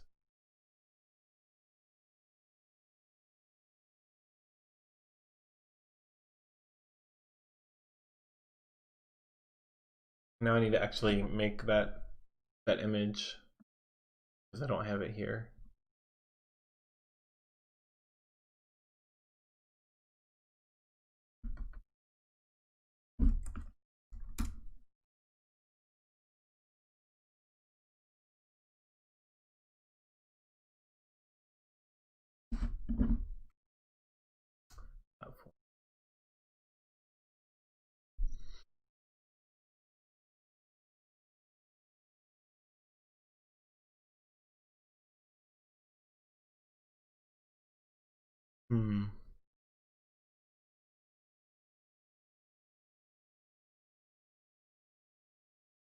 So actually, I took a lot of these logos and I tried to make them myself in a pixel format that was readable.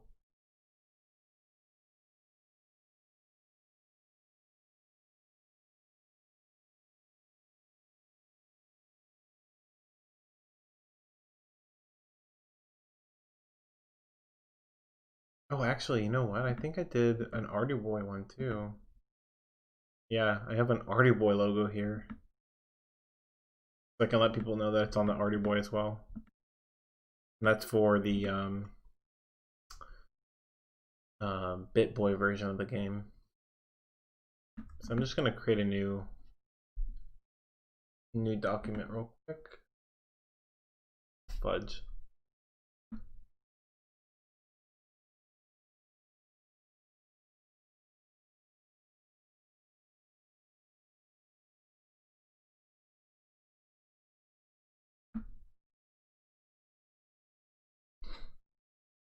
Hey Raj, by the way, if you're watching right now, the game doesn't look disgusting.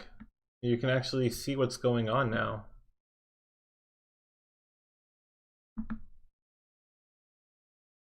It turns out that it was a debug ROM that we were using.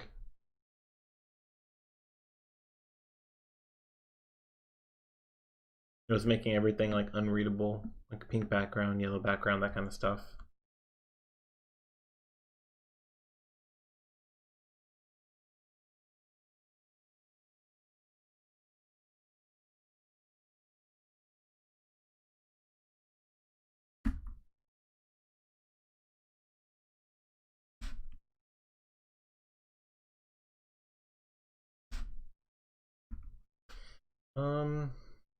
Let's see how wide this is. 124 pixels.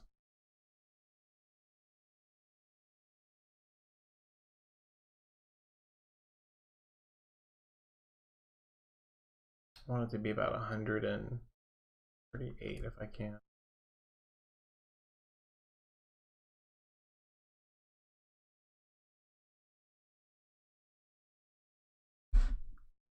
Well, you know what? Actually, what I did on the BitBoy was I kind of staggered them a little bit, and I think it looked a little bit better for the resolution or for the dimensions. So maybe I'll do that here.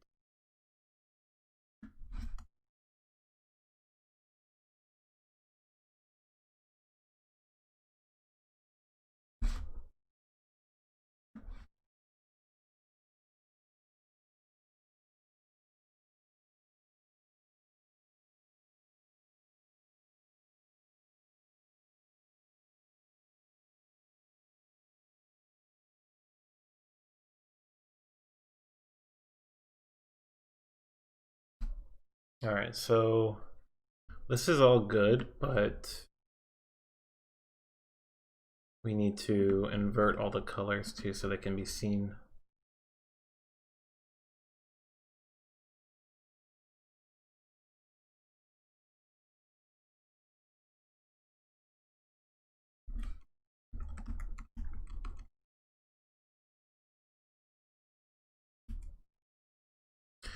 All right, here's the moment of truth. Will we get glitch art if we try to modify this?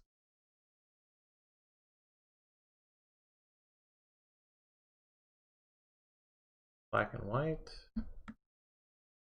Yes, we want to continue. And no glitch art. Maybe it has to do with something with the fact that the image was already open last time.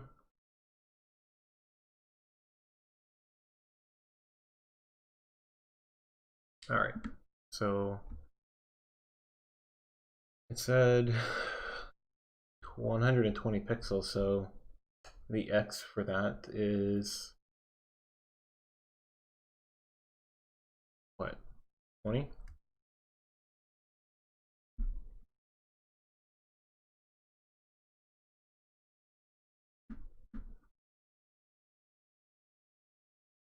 Unable to find platforms dot.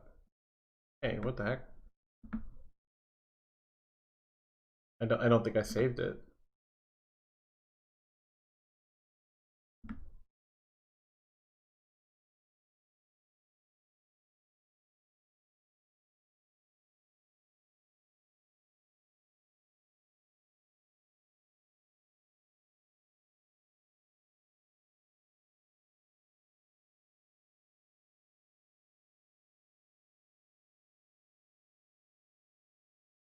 Okay, now let's try.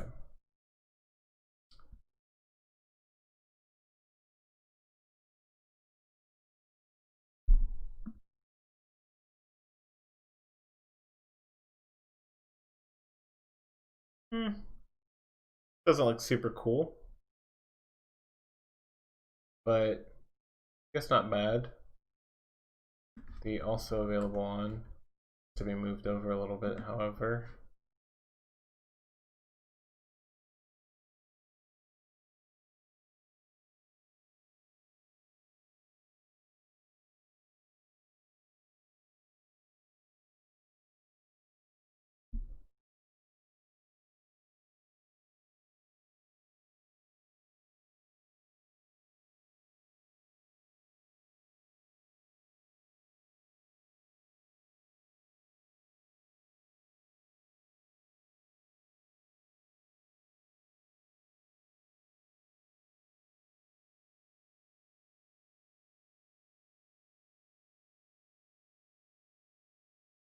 So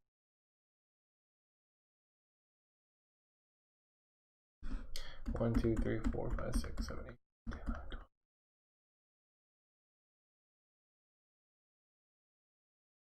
Okay, so 14 pixels to the right. So 34.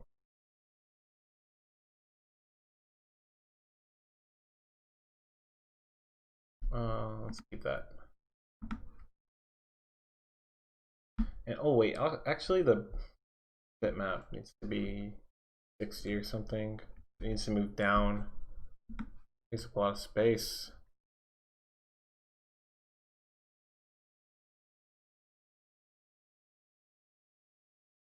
What the heck?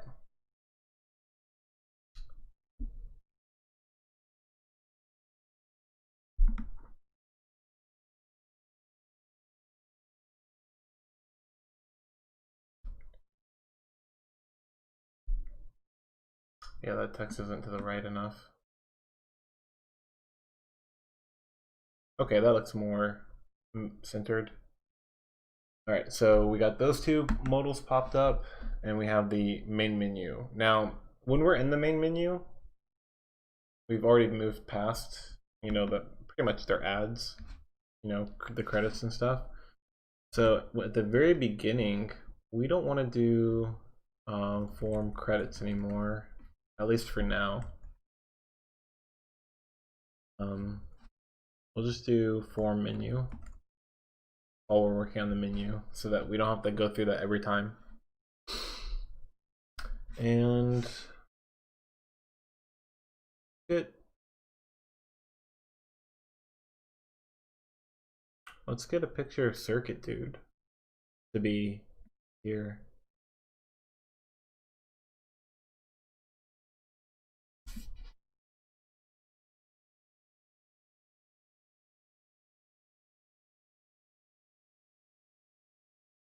Hmm.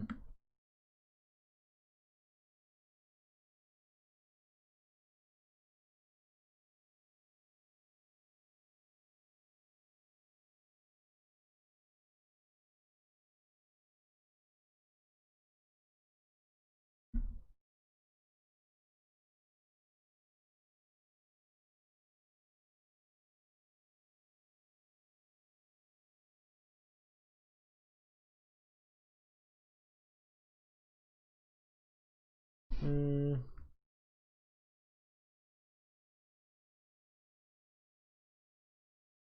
Hmm. This is actually really difficult because we actually have to we're gonna have to draw a little bit. We want something about, we want him to have an outline around him. Actually, what if I invert it? What does it look like? That's not it. Not it, Chief. I don't want anti-aliasing.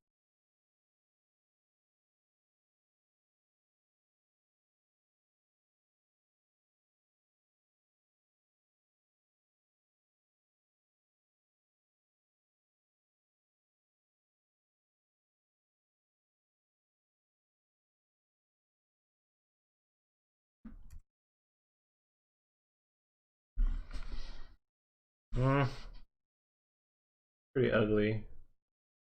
Circuit Dude always looks so much better whenever he's like on a black background.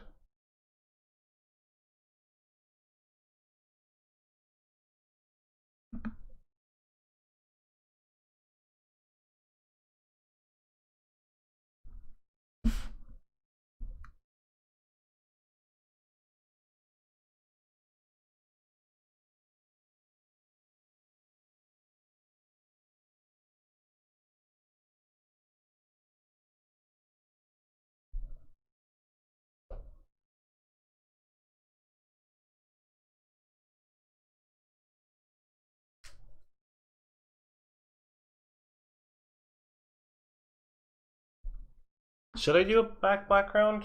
A black background? Maybe I should do a black background for once you get past the modals and stuff, and the main menu could be black.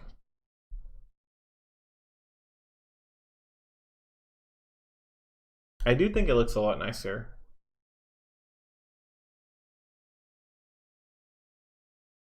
But also I think it kind of goes against the whole idea of on the Palm Pilot being able to invert the colors during at night. Um, yeah, you're right. I should stop being a fool. I should stop being a hack. Has been. I need to live in the now.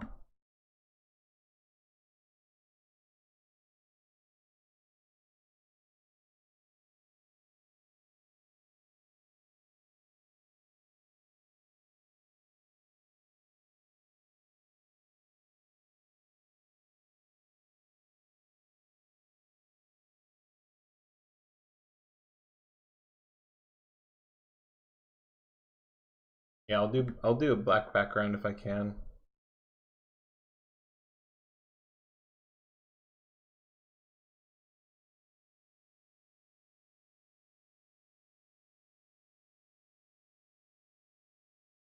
Yeah, there is grayscale. I could do gray in the background, but right now I'm focusing on the monochrome version of the game, and then I'll simply add the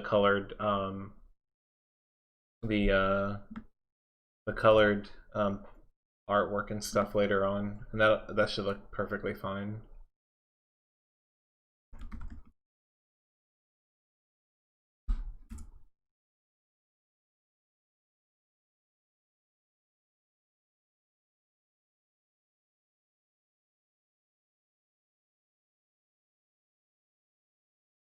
Wait.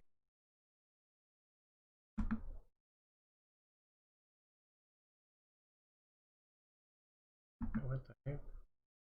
Hey, a new video. Okay. I've done a lot of modding on this computer to get rid of like stupid fluff And whenever this computer gets updated, it always adds stupid stuff like create new video. I don't want that option here. It takes up too much space on my context menu.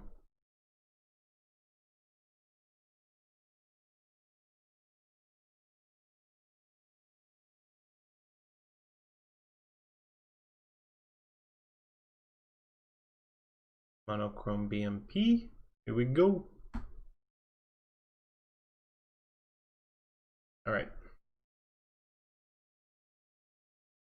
So let's throw this guy here in the bottom of the screen.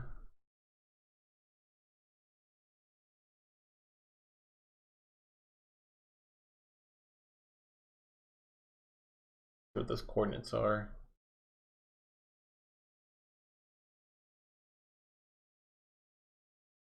216.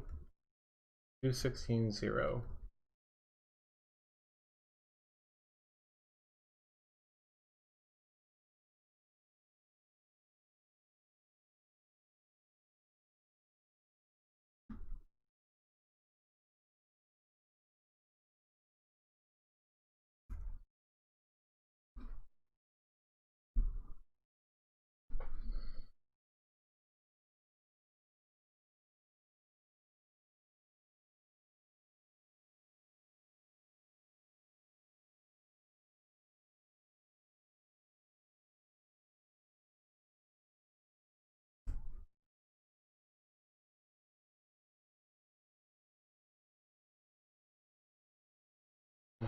Dude. Oh, you mean checkerboard, like black and white checkerboard? I see.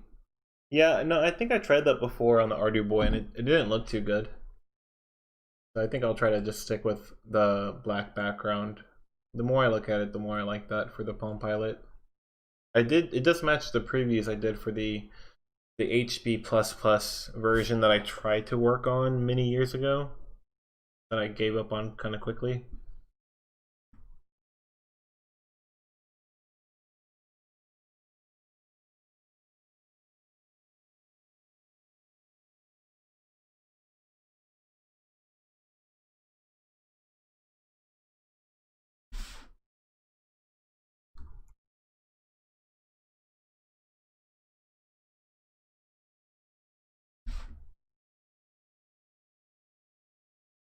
And we gotta add the image in to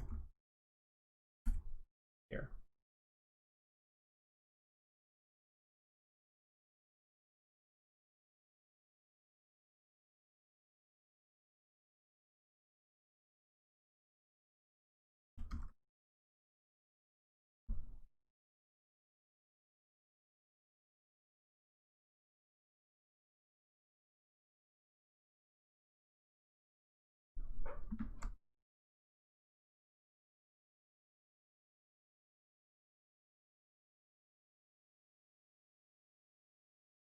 He's not being drawn.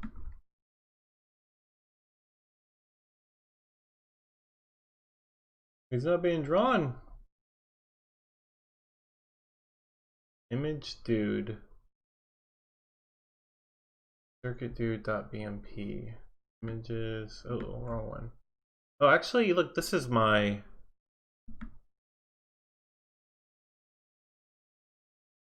Yeah, this is where I was testing some stuff a long time ago. But I thought I had. What is this?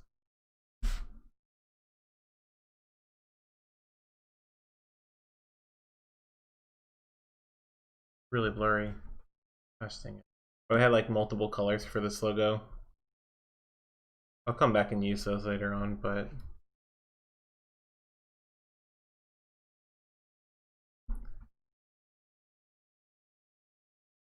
CircuitDude.bmp does exist. Just don't have any problems. Circuit dude. Image dude. Image dude 102.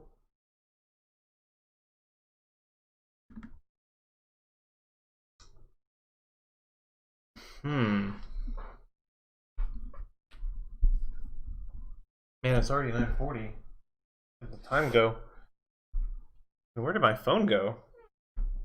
I do need to check that. Give me 1 second. I'm gonna do a quick run around to find that. I need it.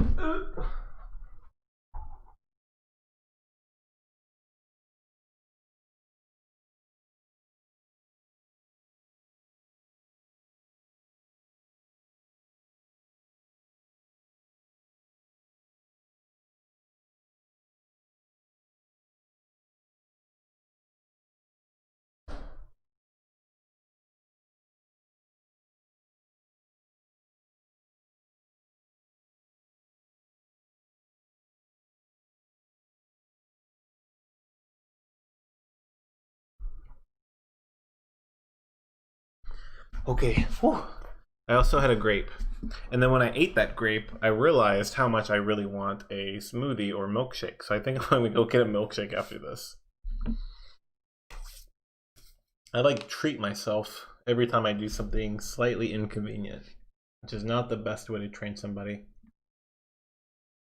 Okay, so I show form menu, but I don't see circuit. Oh, wait. Am I setting some sort of transparency? No compress. That's the only option for it. Maybe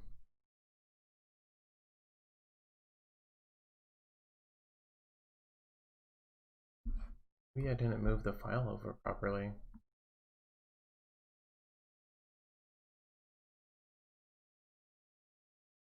Or maybe the coordinates are off. That's probably what I did. Oh wait, no. 0, x, y. Oh, 215. That's right, I was looking at Photoshop. 215 divided by 2 is 108. That's where it needs to be. And this image, the screenshot that I keep taking, the emulator is using like 4 pixels for every 1 pixel on the screen. So I have to divide everything by 2. Yada, yada, yada. There we go. So he's there. Now we have enough space to do like the some buttons right here and the logo above him. And I said we would do it earlier, but I mean later, but I think we'll just go ahead and get the logo now because I already have it in at least a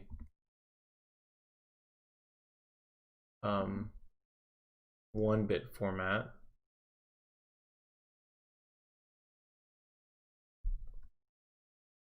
I actually really hate how it looks on 1-bit.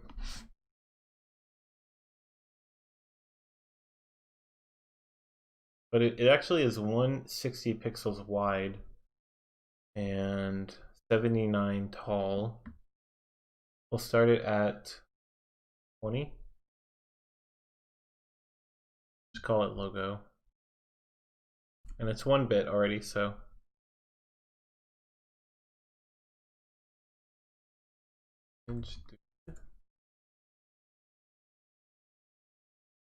Image logo.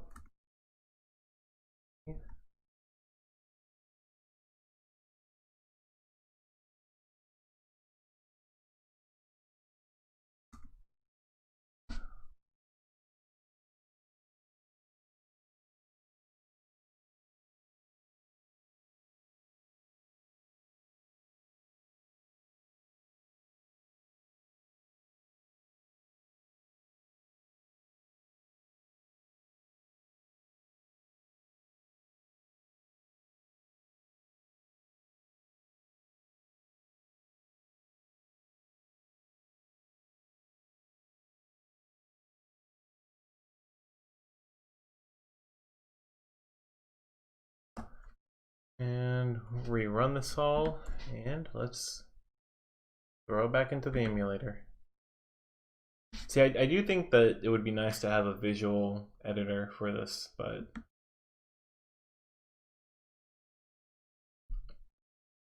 that's cool. Now let's set the background. How do we set the background of the form?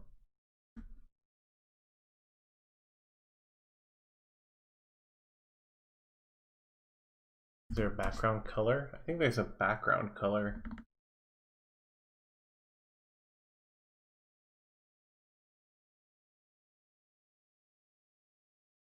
Set window back color, background. Set window background.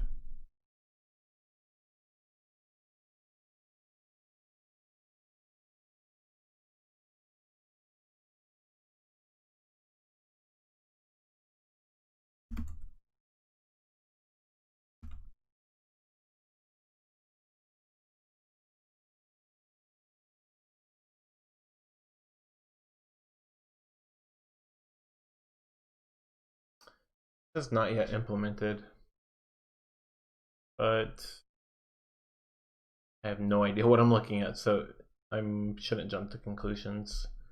What is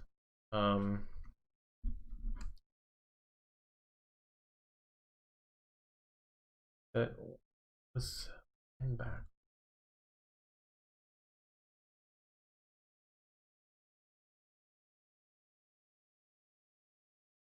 For NS Basic, we actually loaded here,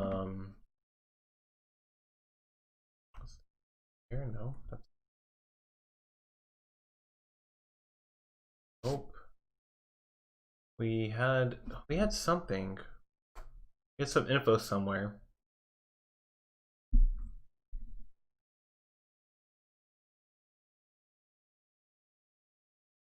Crazily Boxers, thanks for showing up, man. Thank you for saying you're a fan of Circuit, dude. It's actually really cool for people to say that they're a fan of something that I've done. Actually makes me feel like really cool. Like, okay, it doesn't make me feel cool, it makes me feel good in a weird, cool way that I'm not used to experiencing. But also, on top of that, yes, I'm very cool. I'm a very cool person. So for the NS Basic stuff that we were doing, we were able to find some old Palm Pilot documents that had some of the C++ Palm Pilot API information, function definitions. I wonder if we can find some of those.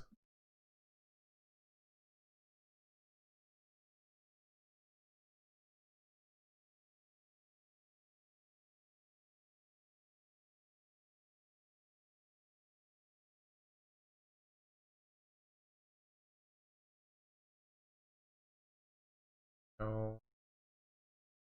Actually, it might be in my history.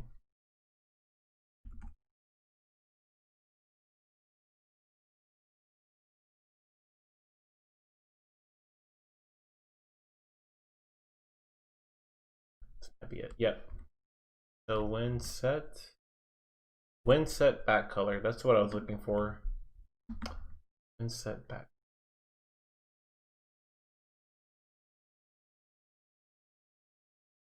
And when set back color RGB.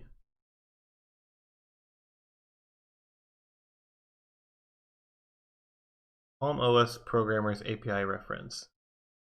It's strictly an API list with a little how-to info. Okay, great. Do you, Java Jack, do you know where you can post that from? Like, where you could link that to me? If you send me that on Twitter, like my Twitter's underneath me, or you can check my website for my email. It's just crait.is@gmail.com. That would be super cool to take a look at. Paisley Boxer says, "You've been a C programming idol for a while. Love your work and your tutorials. Thanks for all the love in the community." I think you're talking about ArduBoy stuff, probably. So I so appreciate those kind words. When I was first starting out programming, I literally typed into Google like how to program for PSP, and like I found these tutorials that were way over my head, but there were people who like really loved what they were doing, and they wrote the tutorials kind of just to help more advanced users. But I struggled to figure it out, but I eventually did, and I just felt like I needed to return the favor in some way back to the world, to you know, random strangers, and that's why I actually made the Arduboy tutorials. So it's really cool that, you know, you picked up on that and you mentioned it, because I would not be here if it weren't for those tutorials that inspired me to write the Arduboy stuff.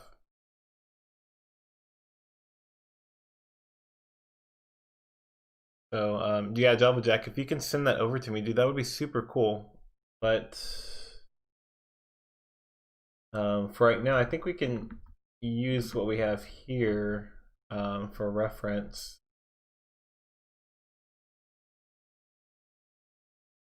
Oh, you emailed it to me. Okay, don't look at my emails. I probably have really scary stuff in there.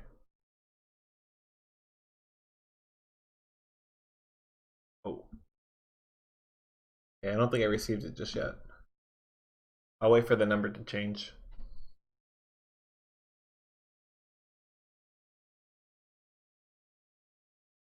All right, so this is, I think, the book that we saw the other day. And uh-oh.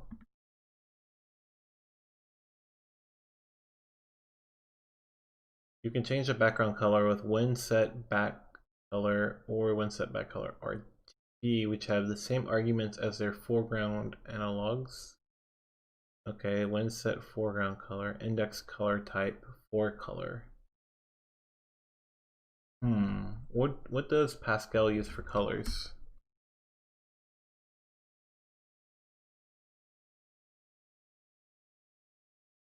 Is there a record or a struct for color?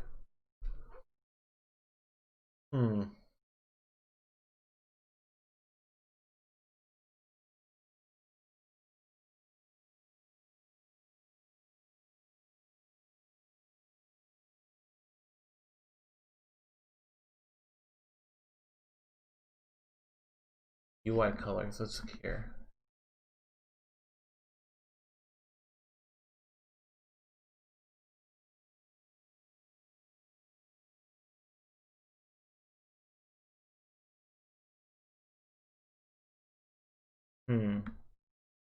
UI color pop table. There's UI elements, it looks like. Color selector, stuff like that.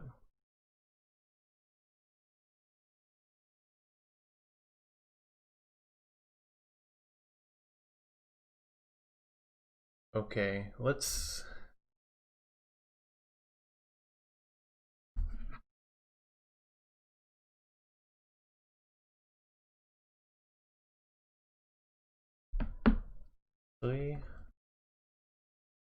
Galactic Disc Cat just tweeted me or messaged me, so I'm gonna check that real quick.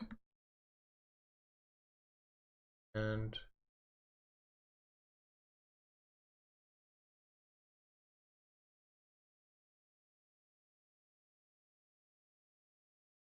yeah, so I think there's just one set back color and fore color.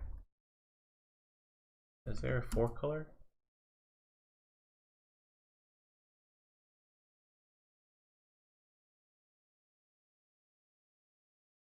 Warning, if the list is a pop-up.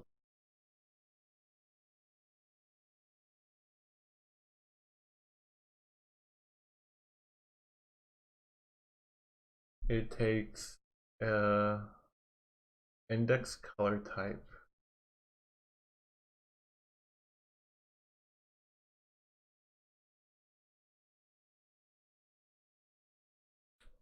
Look at this. So DigiClock does use color stuff.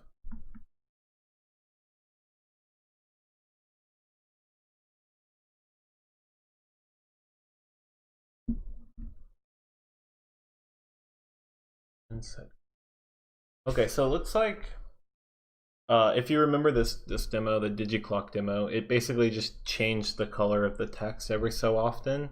But it looks like it's just using an integer for these functions, which is what we tried to do in NS Basic a little bit. We tried to use the system trap stuff to jump into the API and just submit these colors. But none of that worked. But then again, almost nothing in NS Basic worked. So we might get away with setting the background color with when set back color, but I wonder if they have included color or anything like that. It doesn't look like it. So I'm just gonna say, what was that? Show form. The default background color in show form is going to be white. Back color, integer, back color, and I'm going to take a guess that back color of 0 or 1 is going to be black or white in some way. So I'm just going to say 0 for now, and if it's in form menu and begin, back color equals 1 for black, and then before we go to the form when set back color.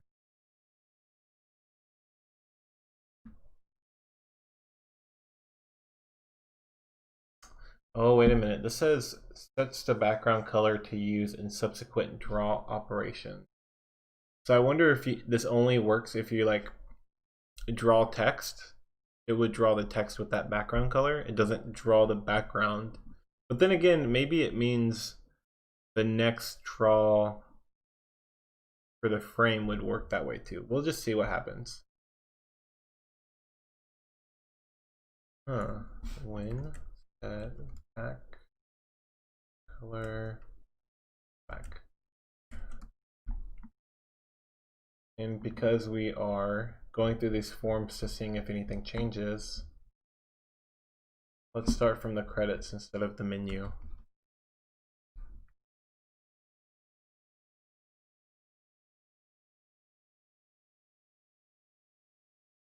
Hmm? 581.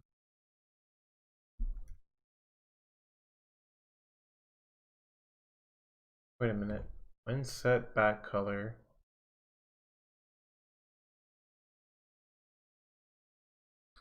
An assignment operator was expected?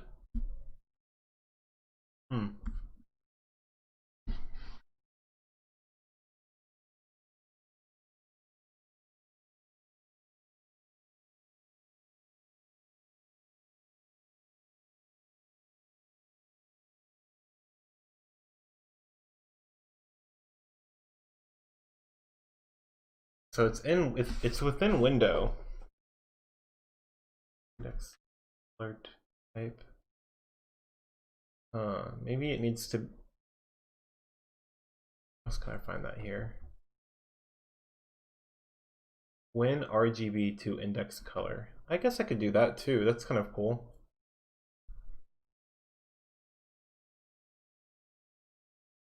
Okay, index color type is just a uint8.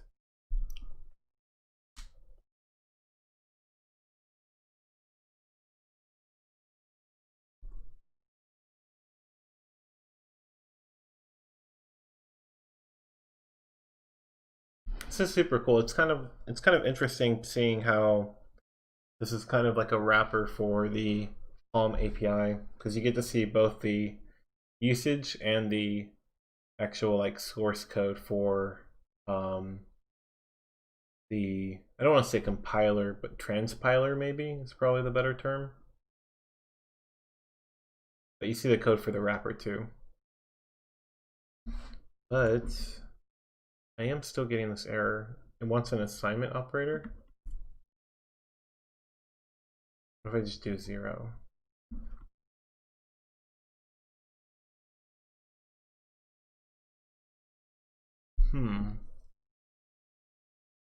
Assignment operator expect. This isn't like some fancy. Oh man, I guess it is. Pretty fancy.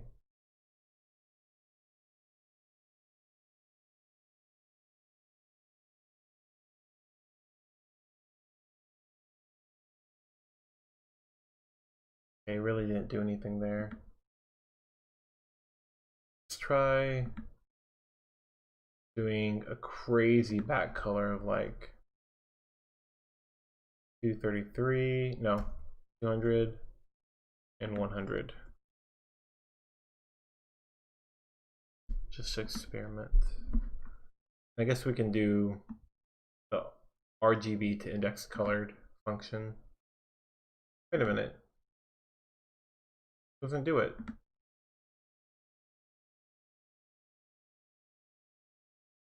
I wonder if it's because we're not using any WinDraw cars.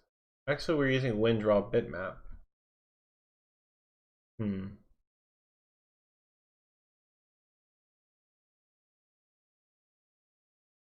WinDraw cars.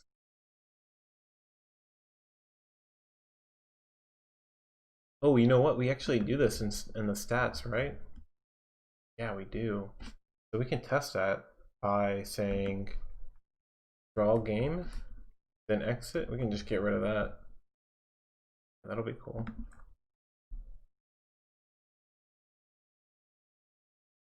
We can test my theory. Well, I guess we can't test my theory because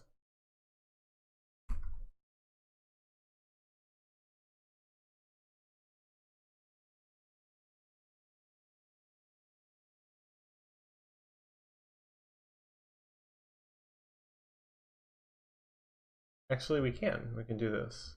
Instead of commenting that out, we'll just set these to be true. And basically we'll be able to always draw the game, no matter what form we're supposed to be looking at.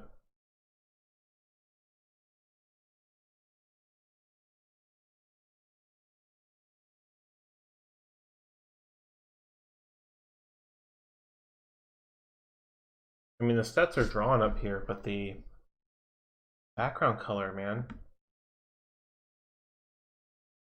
Why is the background color not black?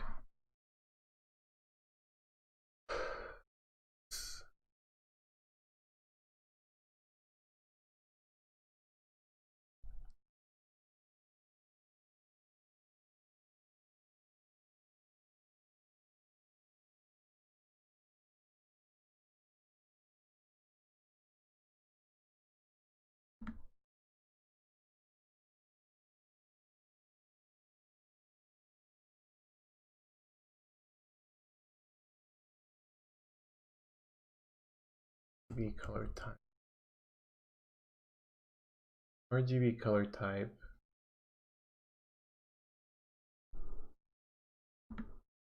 How do I make something that's of this type?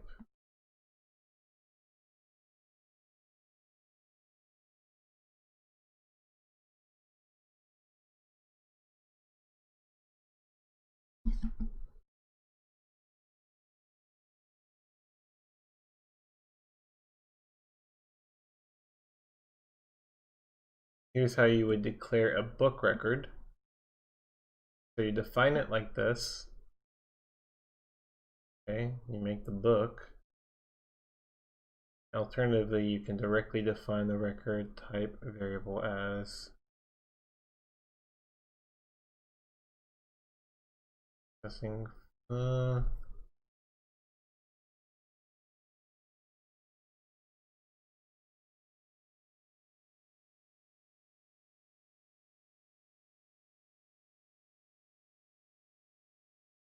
See if there's like an inline way to do this.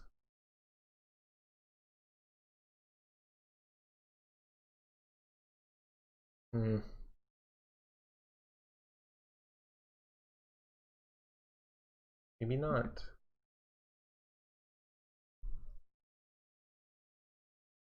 That color is a RGB color type.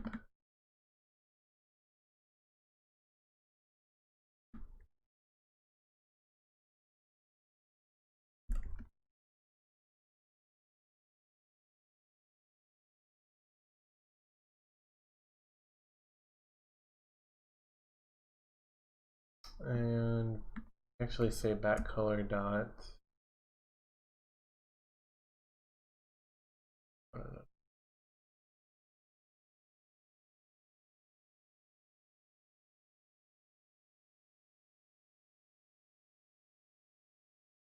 No, that's not what we want. Heck. Keep hitting that by accident.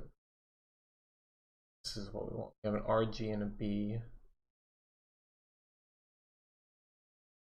5, 5.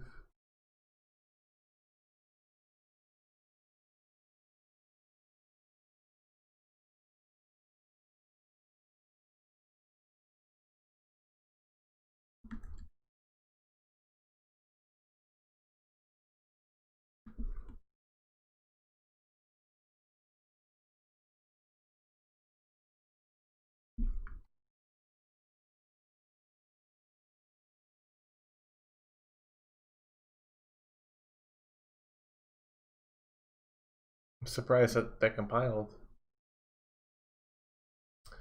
All right. Oh, jeez. What is going on?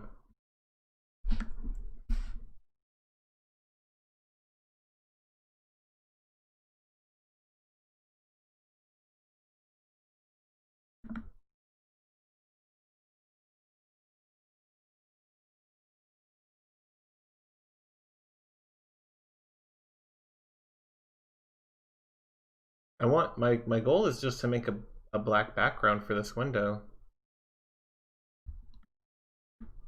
For this frame, actually. Form, I should say.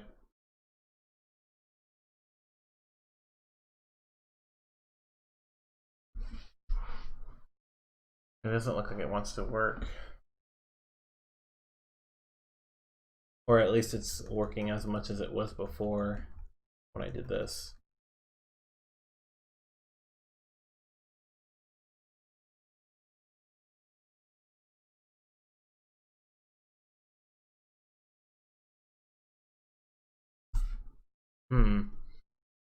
Okay, so I think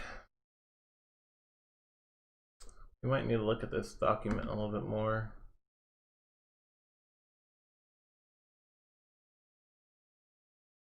Win setback. Is there a win draw form? No. Bitmap.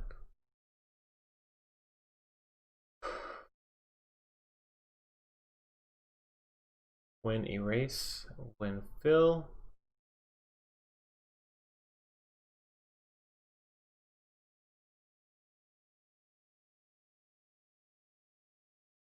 Forms.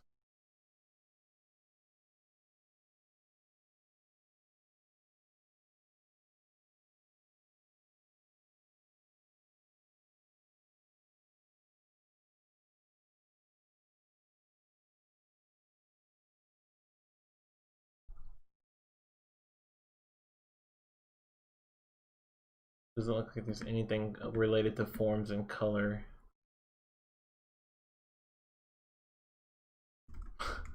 If I was back in 2003 or 4, this is what I would type in: change form background for Palm Pilot, something like that, and then there would be results. But man,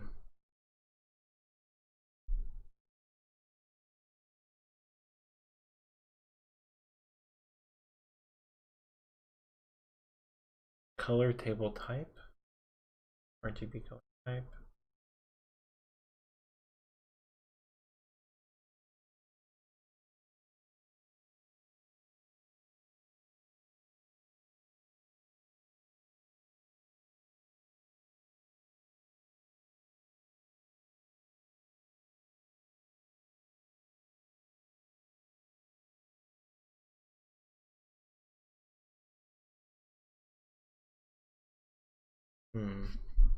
There was a form resource.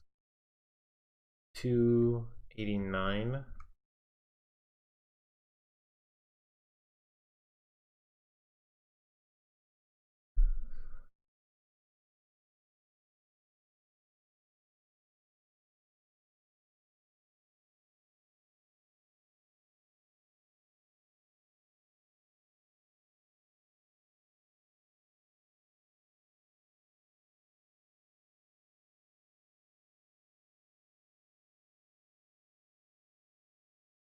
Can you just do a fill rect to paint a giant square? Yes, I can. And should I? No. Will I? Yes, because I've looked this up too much. Absolutely. Let's just do fill rect.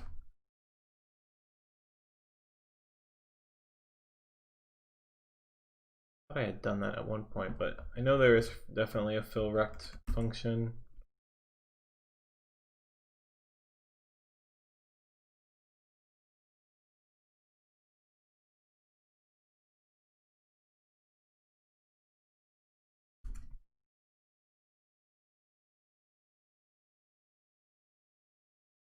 Yeah, I'm gonna go ahead and just unfortunately just do a fill rectangle.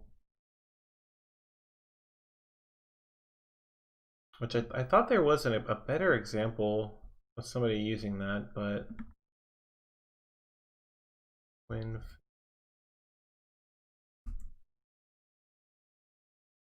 1, 2, 4.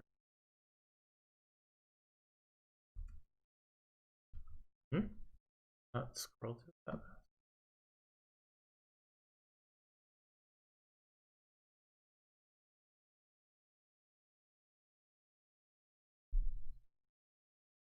Actually, is there some sort of drawing of a line? When draw a line? Yeah, I'll just when fill rect. Pretty sure that's all I got.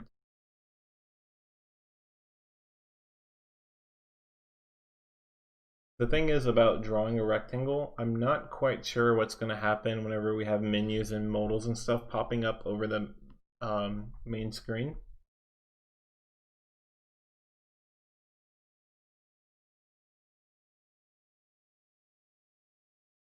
But,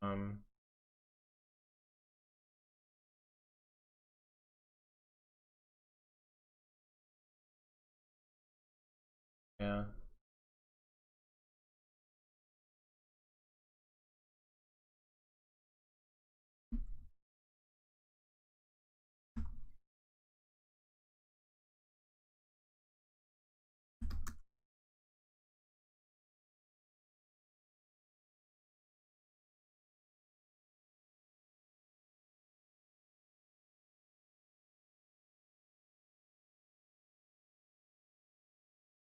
Actually,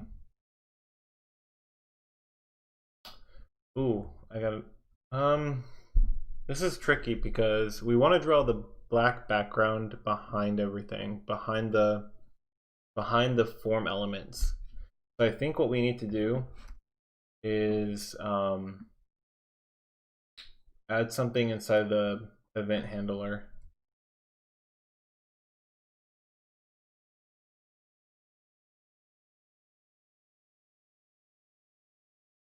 Event. We have form load event and a form open event.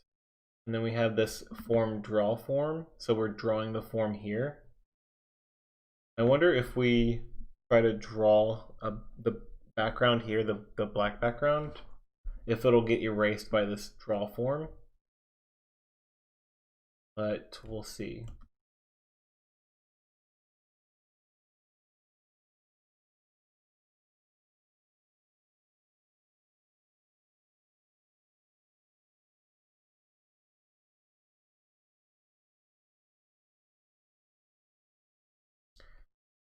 Correct.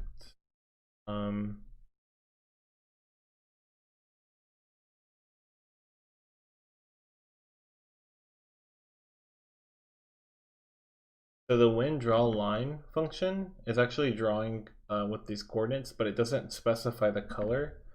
So I think when that color does need to be applied here. When set foreground color, is it foreground or four color? I think it's four color. And that will be black, I think. Or actually, do like 244, something bizarre. 2. And we'll do 0, 0, 160, 160.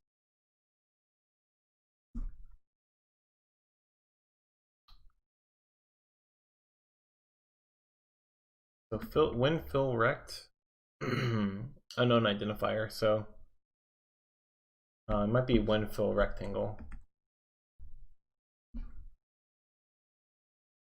Variable expected. 3.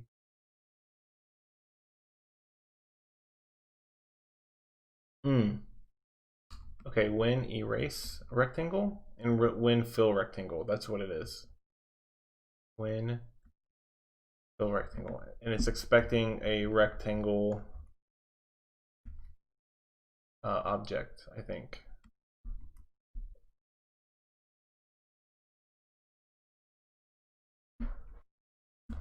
And maybe a color. Oh, it is. Okay, I think.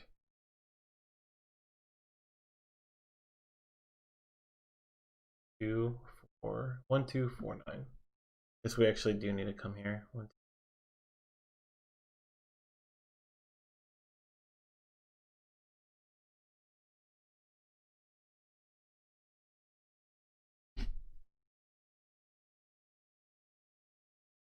This is such a big document. Huge.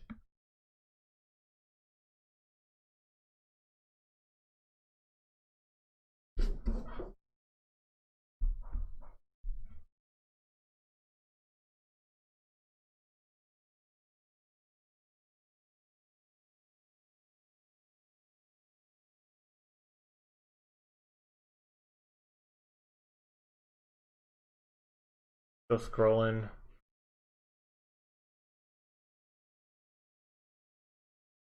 Rectangle and diameter. So good thing I didn't do that. We want, wait, corner diameter?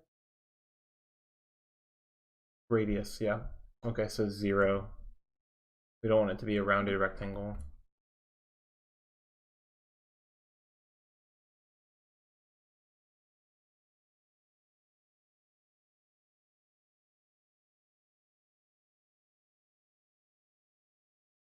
Like it didn't do anything, which is okay, I guess. Because we thought that maybe it would mess up here and erase what we just drew, so we can try that again.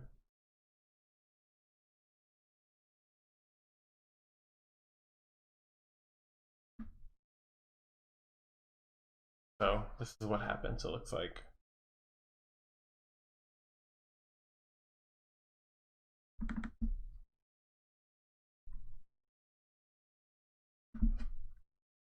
Whenever we draw the rectangle afterwards, we draw it over all the elements.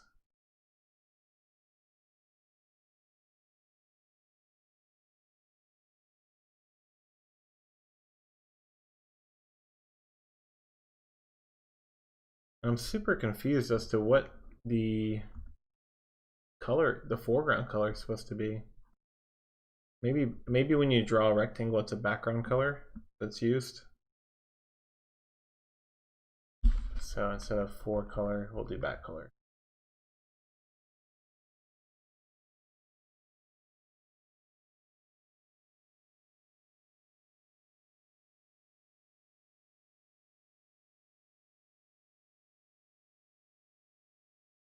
Still nothing. What the heck?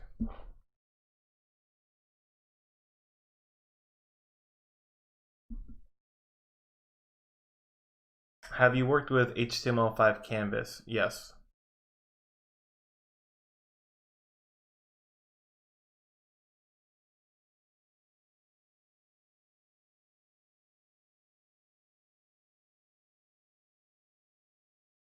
I could also draw a loop. You're right. I could do that. But the digiclock example, let's see.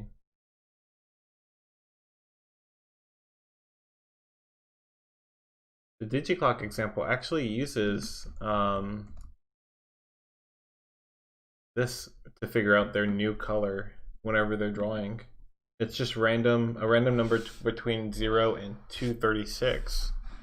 So I'd expect to see some colors if I do like 222, 0, 1, all that stuff. And I think they choose between 0 and 236 because anything higher than that's a shade of gray, and they just wanted colors instead of like zero, like black or white.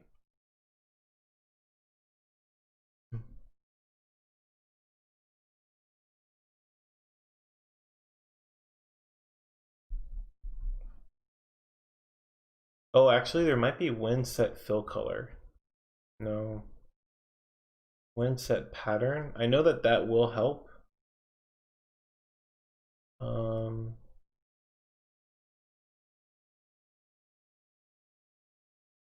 wind set draw window.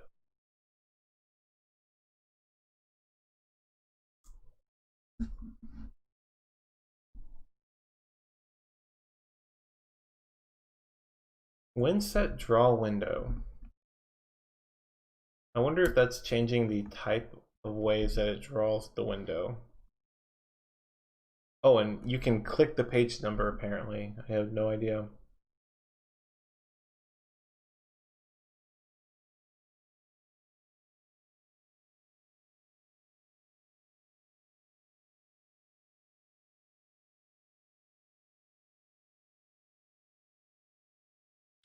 To set the draw window, and set draw window. Set the draw window. Setting which window to draw.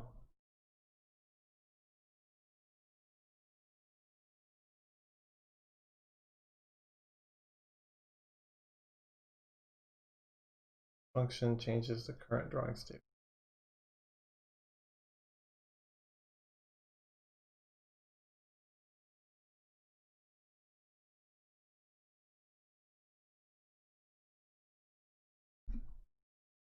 Oh, you said Alt left arrow is like the back button to go back to where we were if we click on something?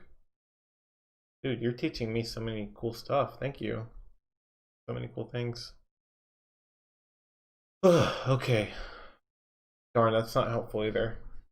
You're right, we do need some sort of background behind this all, but it's being drawn over our elements.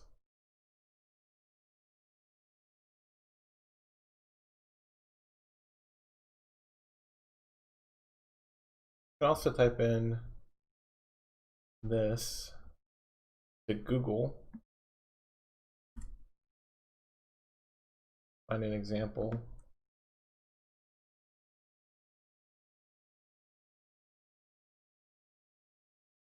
So wind set pattern is what this guy used to try to set the pattern that's going to be used to draw with wind fill rectangle. And I've done this before in NS Basic. I think there's some default patterns that are built into the system. Maybe?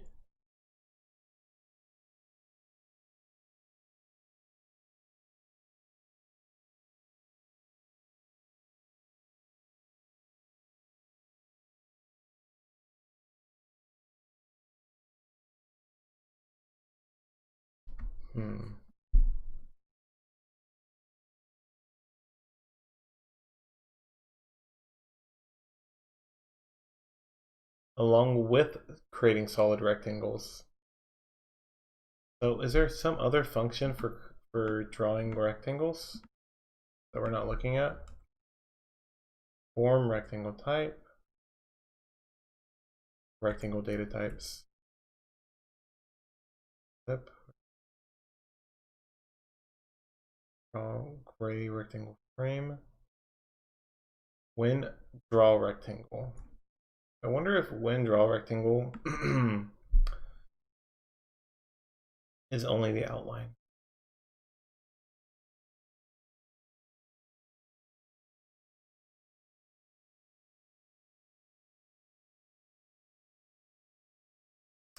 Yeah, it might. Maybe fill rectangle isn't what we want. We want when draw rectangle.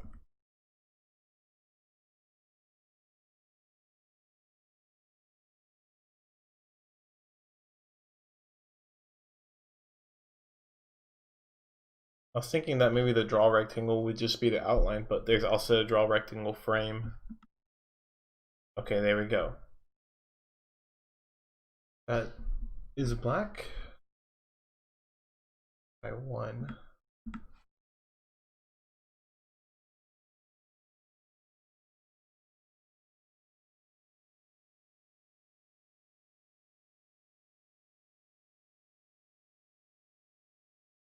It doesn't look like it matters what I set the color to. For some reason, I'm not able to. I don't know how to. But it turned out to be the right color. So we're not too upset about that. Now we just need to draw that behind behind everything.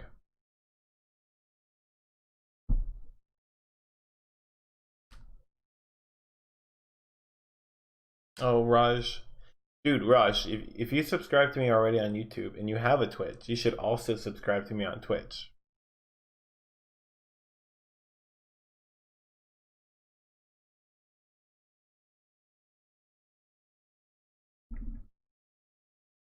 That's not what I wanted to type in. Can't type in. So we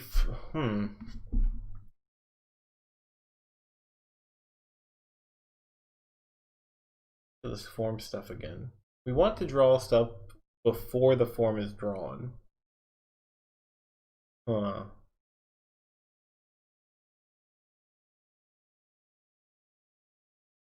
Actually, what happens if I click continue? Continue. Okay, so this is the screen right here. Definitely not right.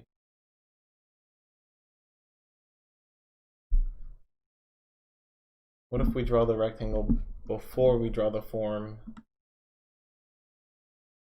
Now that we're using a different draw function. Okay, you can kind of see where it flashes real quick. Oh, well, you did a moment ago. Okay, watch the flash. You see it? So I think it's being drawn underneath. And we're using something called save behind. To save the color that's, or save whatever's behind it.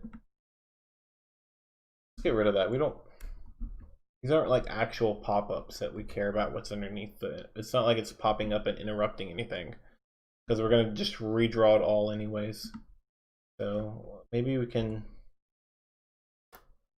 see what happens if we don't do that. Okay, so I don't see the flashing.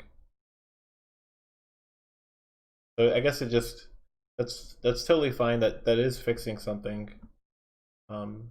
Makes it look like there's a little bit less stuttering, but still doesn't solve this issue of drawing behind the elements.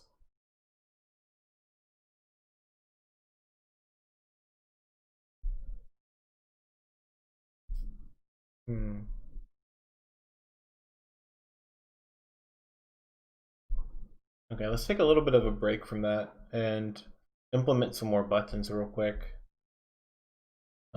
I think in the NS Basic program, I did have, this is like the only one that's completely finished, was the main menu.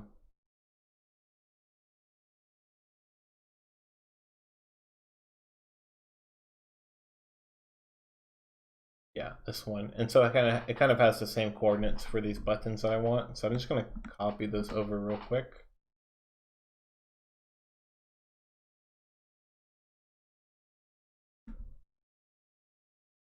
And form menu.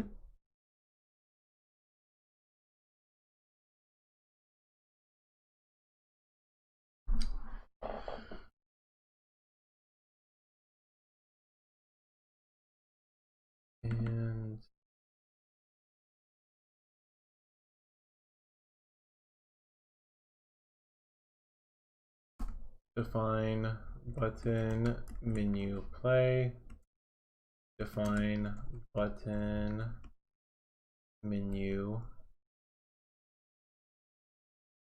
What's it called? I already forgot. Editor. Edit and define button menu about. I'll call it credits. And one.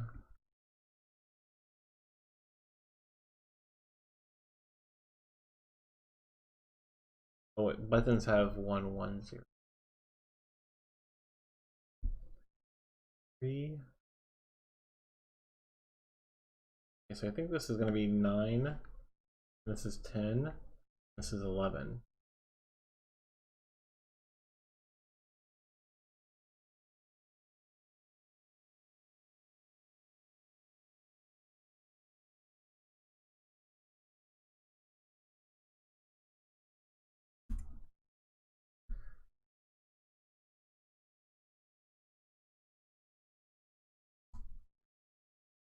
Yuki.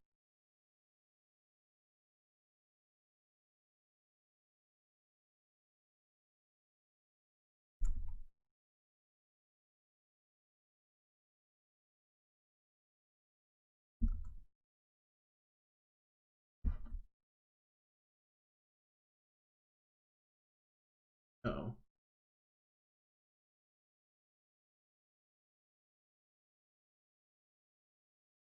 And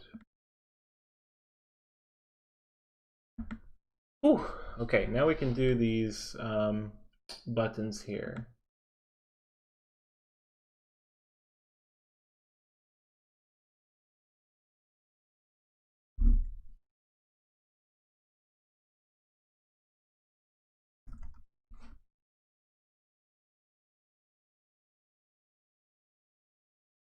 So for the play button, we're going to do form player, and for the edit button, we're going to say form editor, and for credits, we're going to say form credits.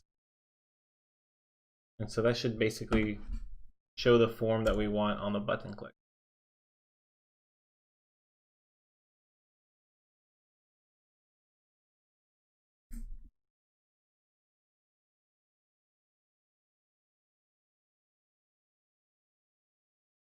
Okay, so if I click about, it should take me back to the credits page. Perfect.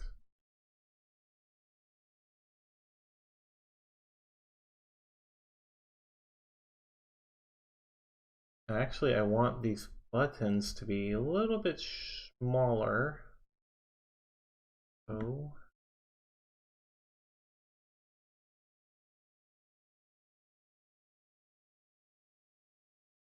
84. They can be 60. What were they? They could be 72, and they can be located at a few pixels to the right.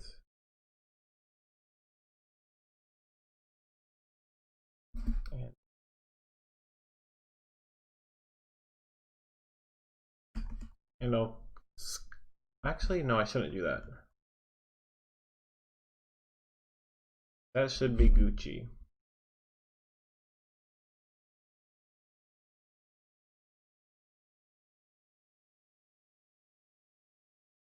Cool. That's like perfect size, I think. If the background was black, it would look even cooler.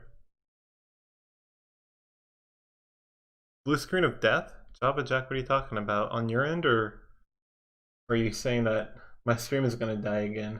You're gonna give me flashbacks. Okay.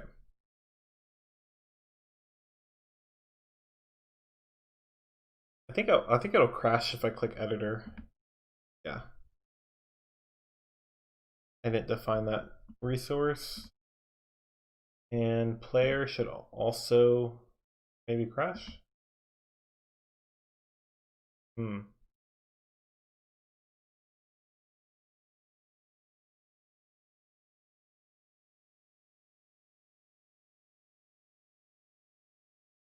You know what? I wonder if I can do there's items that are inside of these resources, this frame resource, for instance. I wonder if there's just like a black box resource that I can use, some kind of shape or something.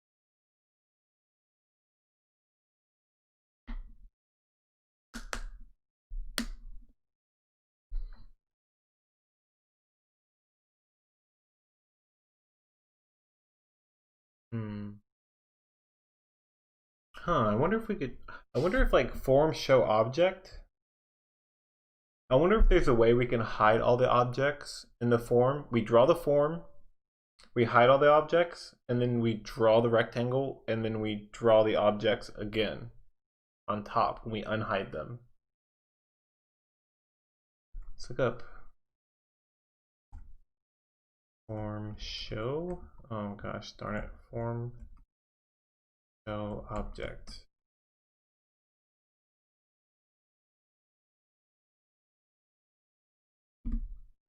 Erase the specified object and set its attribute usable bit so that it does not redraw or respond to the pen.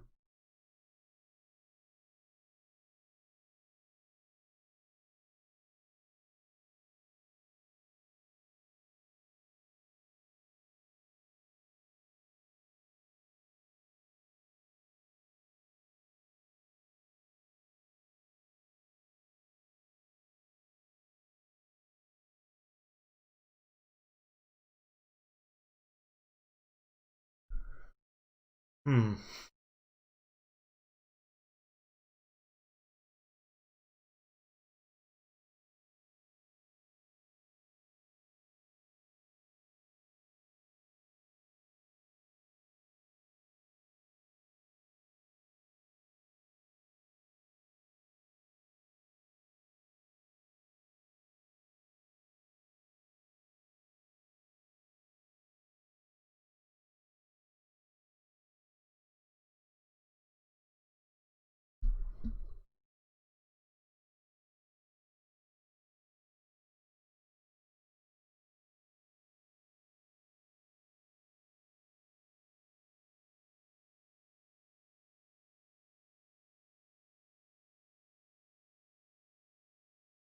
Yeah, I guess erase the specified object and set its attribute so that it does not redraw or respond to the pen. I would hate for us to have to do this manually to all of the objects.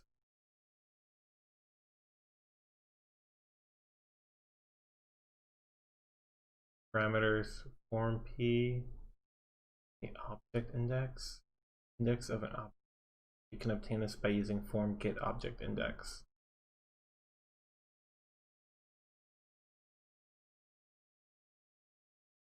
I wonder if you can get all the objects or like a length of it.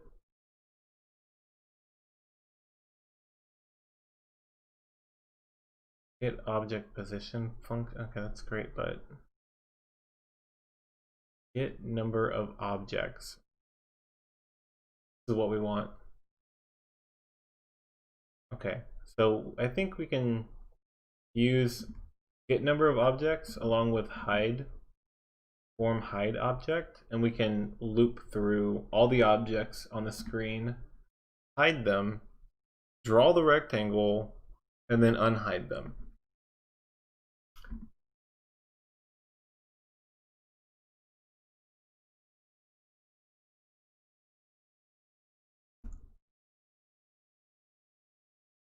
And we'll only want to do this whenever we go to the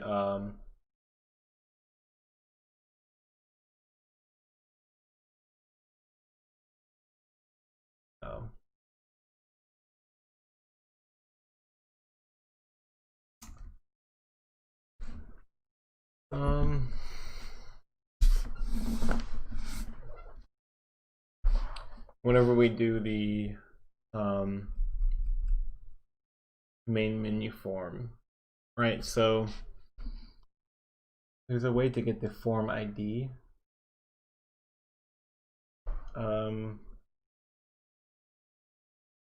If event dot data dot form open event dot form ID, I'm gonna guess equals to form menu, then begin.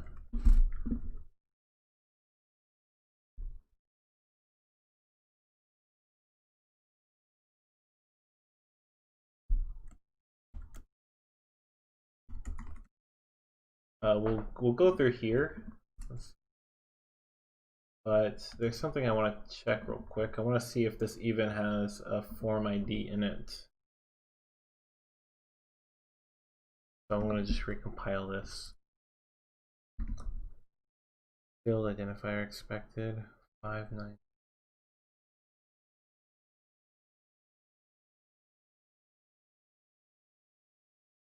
Oh wait, no, there's no word event in it. Okay, so it looks like it does have an ID. So we Gucci there. And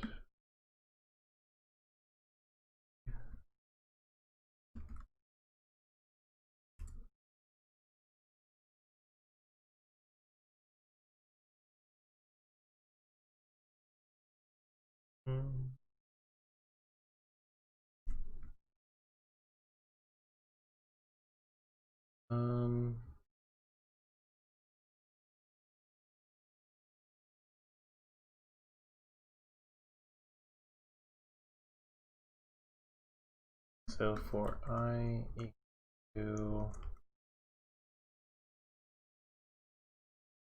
form get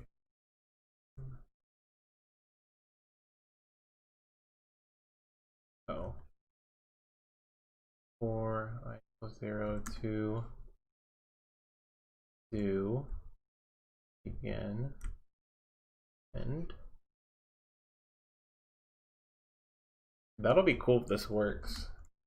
I'll feel so good about myself. The stream started very slow because I was like, there wasn't a lot of people around, but also because, you know, my neighbors wanted to fight me. But if this works, that'll be pretty cool. It'll make me feel good enough to want to go get a milkshake. Form hide object. I think is what we need to do. Oh, we don't need to show them yet. I want to loop through, draw the rectangle, and then show it.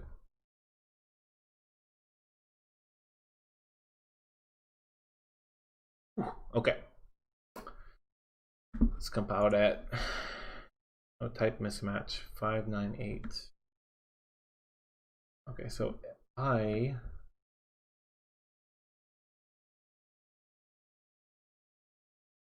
need to put a form in there. So a form pointer, I believe. Form get active form. And I don't think this is a function, right? Just a global variable. Moment of truth.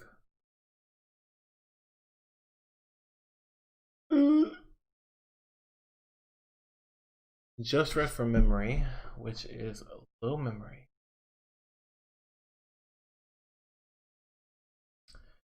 So I wonder if the number of objects thing is not working. So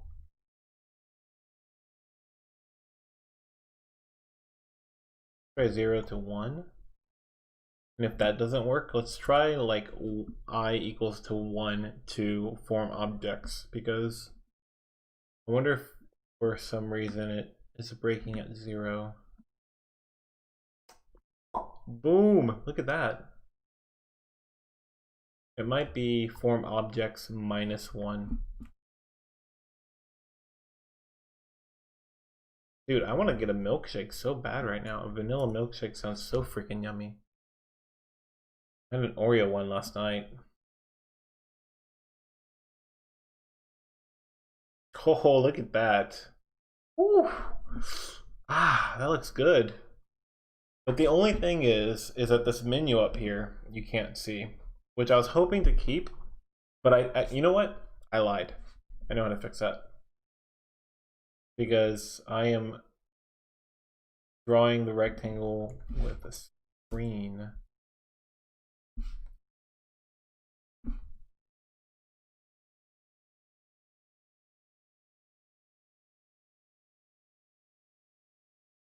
Um, 20 x y 20. Okay. All right, now we should be able to keep the top up there. Should keep that menu bar. Oh, that's too much. That might be 16.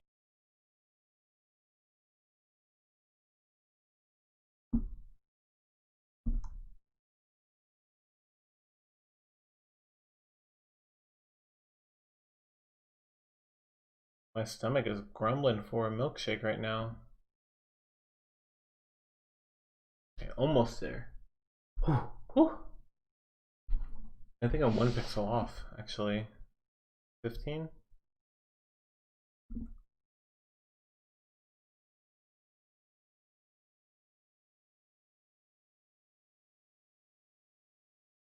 I wish the emulator would exit out of the game.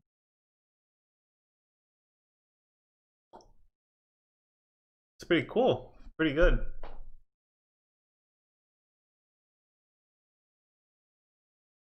I like that. I like that a lot.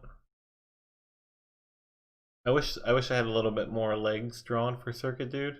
When I drew this pixel art, I didn't have the legs. I would want to move him up a tiny bit, but I can't complain about that.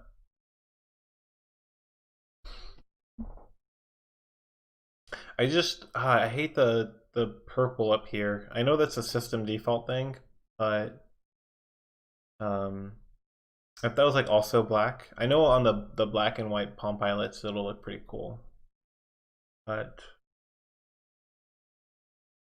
you know, that's great progress for the night, man. I think this is like Raj is saying, like this is looking really complete. Like it kind of looks like you could play it. I mean, you can't, but you know, if you were to open it up, you might be like, "Oh, this looks like a game I could play." Um, so we're getting there. There needs to be definitely a lot of images added in. The colored variations, for instance, which is super boring. I don't want to stream that, but I need to find time to be able to do it myself. And then what else would we do? I think I had some sort of notes on a sticky note. Let's see. Create form. We did that last time. In-game buttons. Okay. Oh, we did a little bit of menus in UI. So I guess the next thing is you click play or you click editor and it'll pop up with the level select screen. Which, you know what? Let's see that real quick. I think I did form player. But this needs to be form level actually. Same thing for the editor.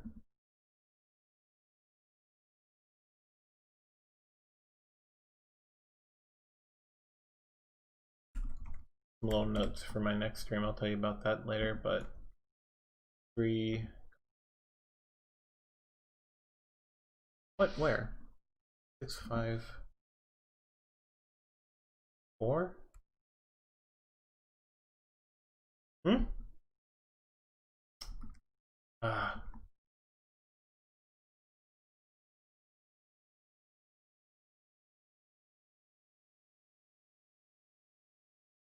Okay, so this should pop up with the modal to select the level. Okay, now it's looking very complete.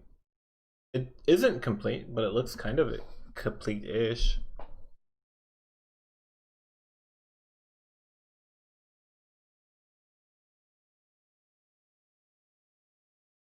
Yeah, but I want the title bar to be there. Oh, you know what though? The thing is, I really love the Palm Pilot OS. Like, I freaking love it. It's so well designed and thought out. I mean, I don't like the calculator button and the find button, all these application buttons down here. Later on, they got rid of those. But like this title bar up here, I love it. You click on it and it'll open up with a menu if you're not familiar with it. But every game, every application has something like that. But I think Galactic Discat is right. Like I could go full screen and just kind of get rid of that for this form. But I was thinking I still want the functionality of being able to click on a menu, but there's a hardware menu button. So you could click that in theory and the menu would still pop up even though that's like hidden from being full screen. I think even if I drew a rectangle over that, it would still draw the menu that pops up. Yeah, even when the bar is not visible, the menu still pops up exactly. So, okay, well, I think this is going to be it for the night. I really appreciate you guys chilling. I've had like ups and downs for numbers. I think the numbers slumped a tiny bit because people aren't on Mixer as much. But like, I don't know. I really appreciate you guys who have been sticking here through the ups and downs and stuff. It means a lot to me. It really does. This is like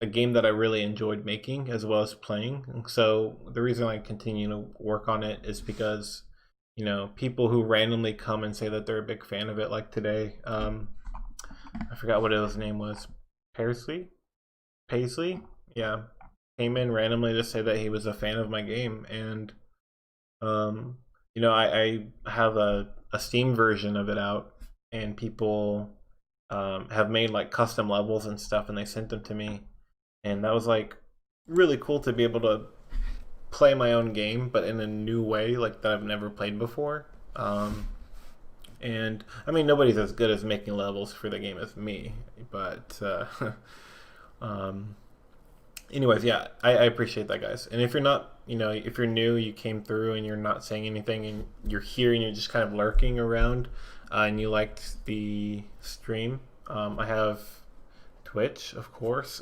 I'm always doing this. I have Twitch right here, twitch.tv/thecrate, and youtube.com/crate. I'm trying to make all my videos on demand or my recordings of these videos or recordings of the live streams on YouTube. So you should be able to catch up and watch the entire adventure from start to finish there. And then Twitter as well. I can't even point to it right there. Twitter.com/crate. And yeah, basically I just post game dev stuff. There's some other projects I've been working on that I post about on there.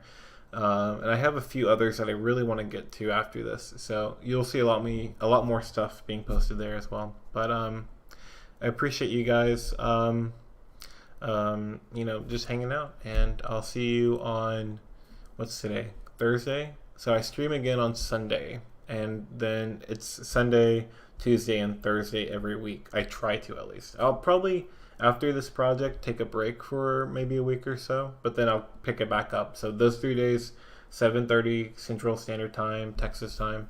I don't know where that's at, where you're at, but check me out and look it up online, figure out the conversion stuff. But okay, well, thanks again. I'm gonna go get that milkshake. Wait, bye, Galactic.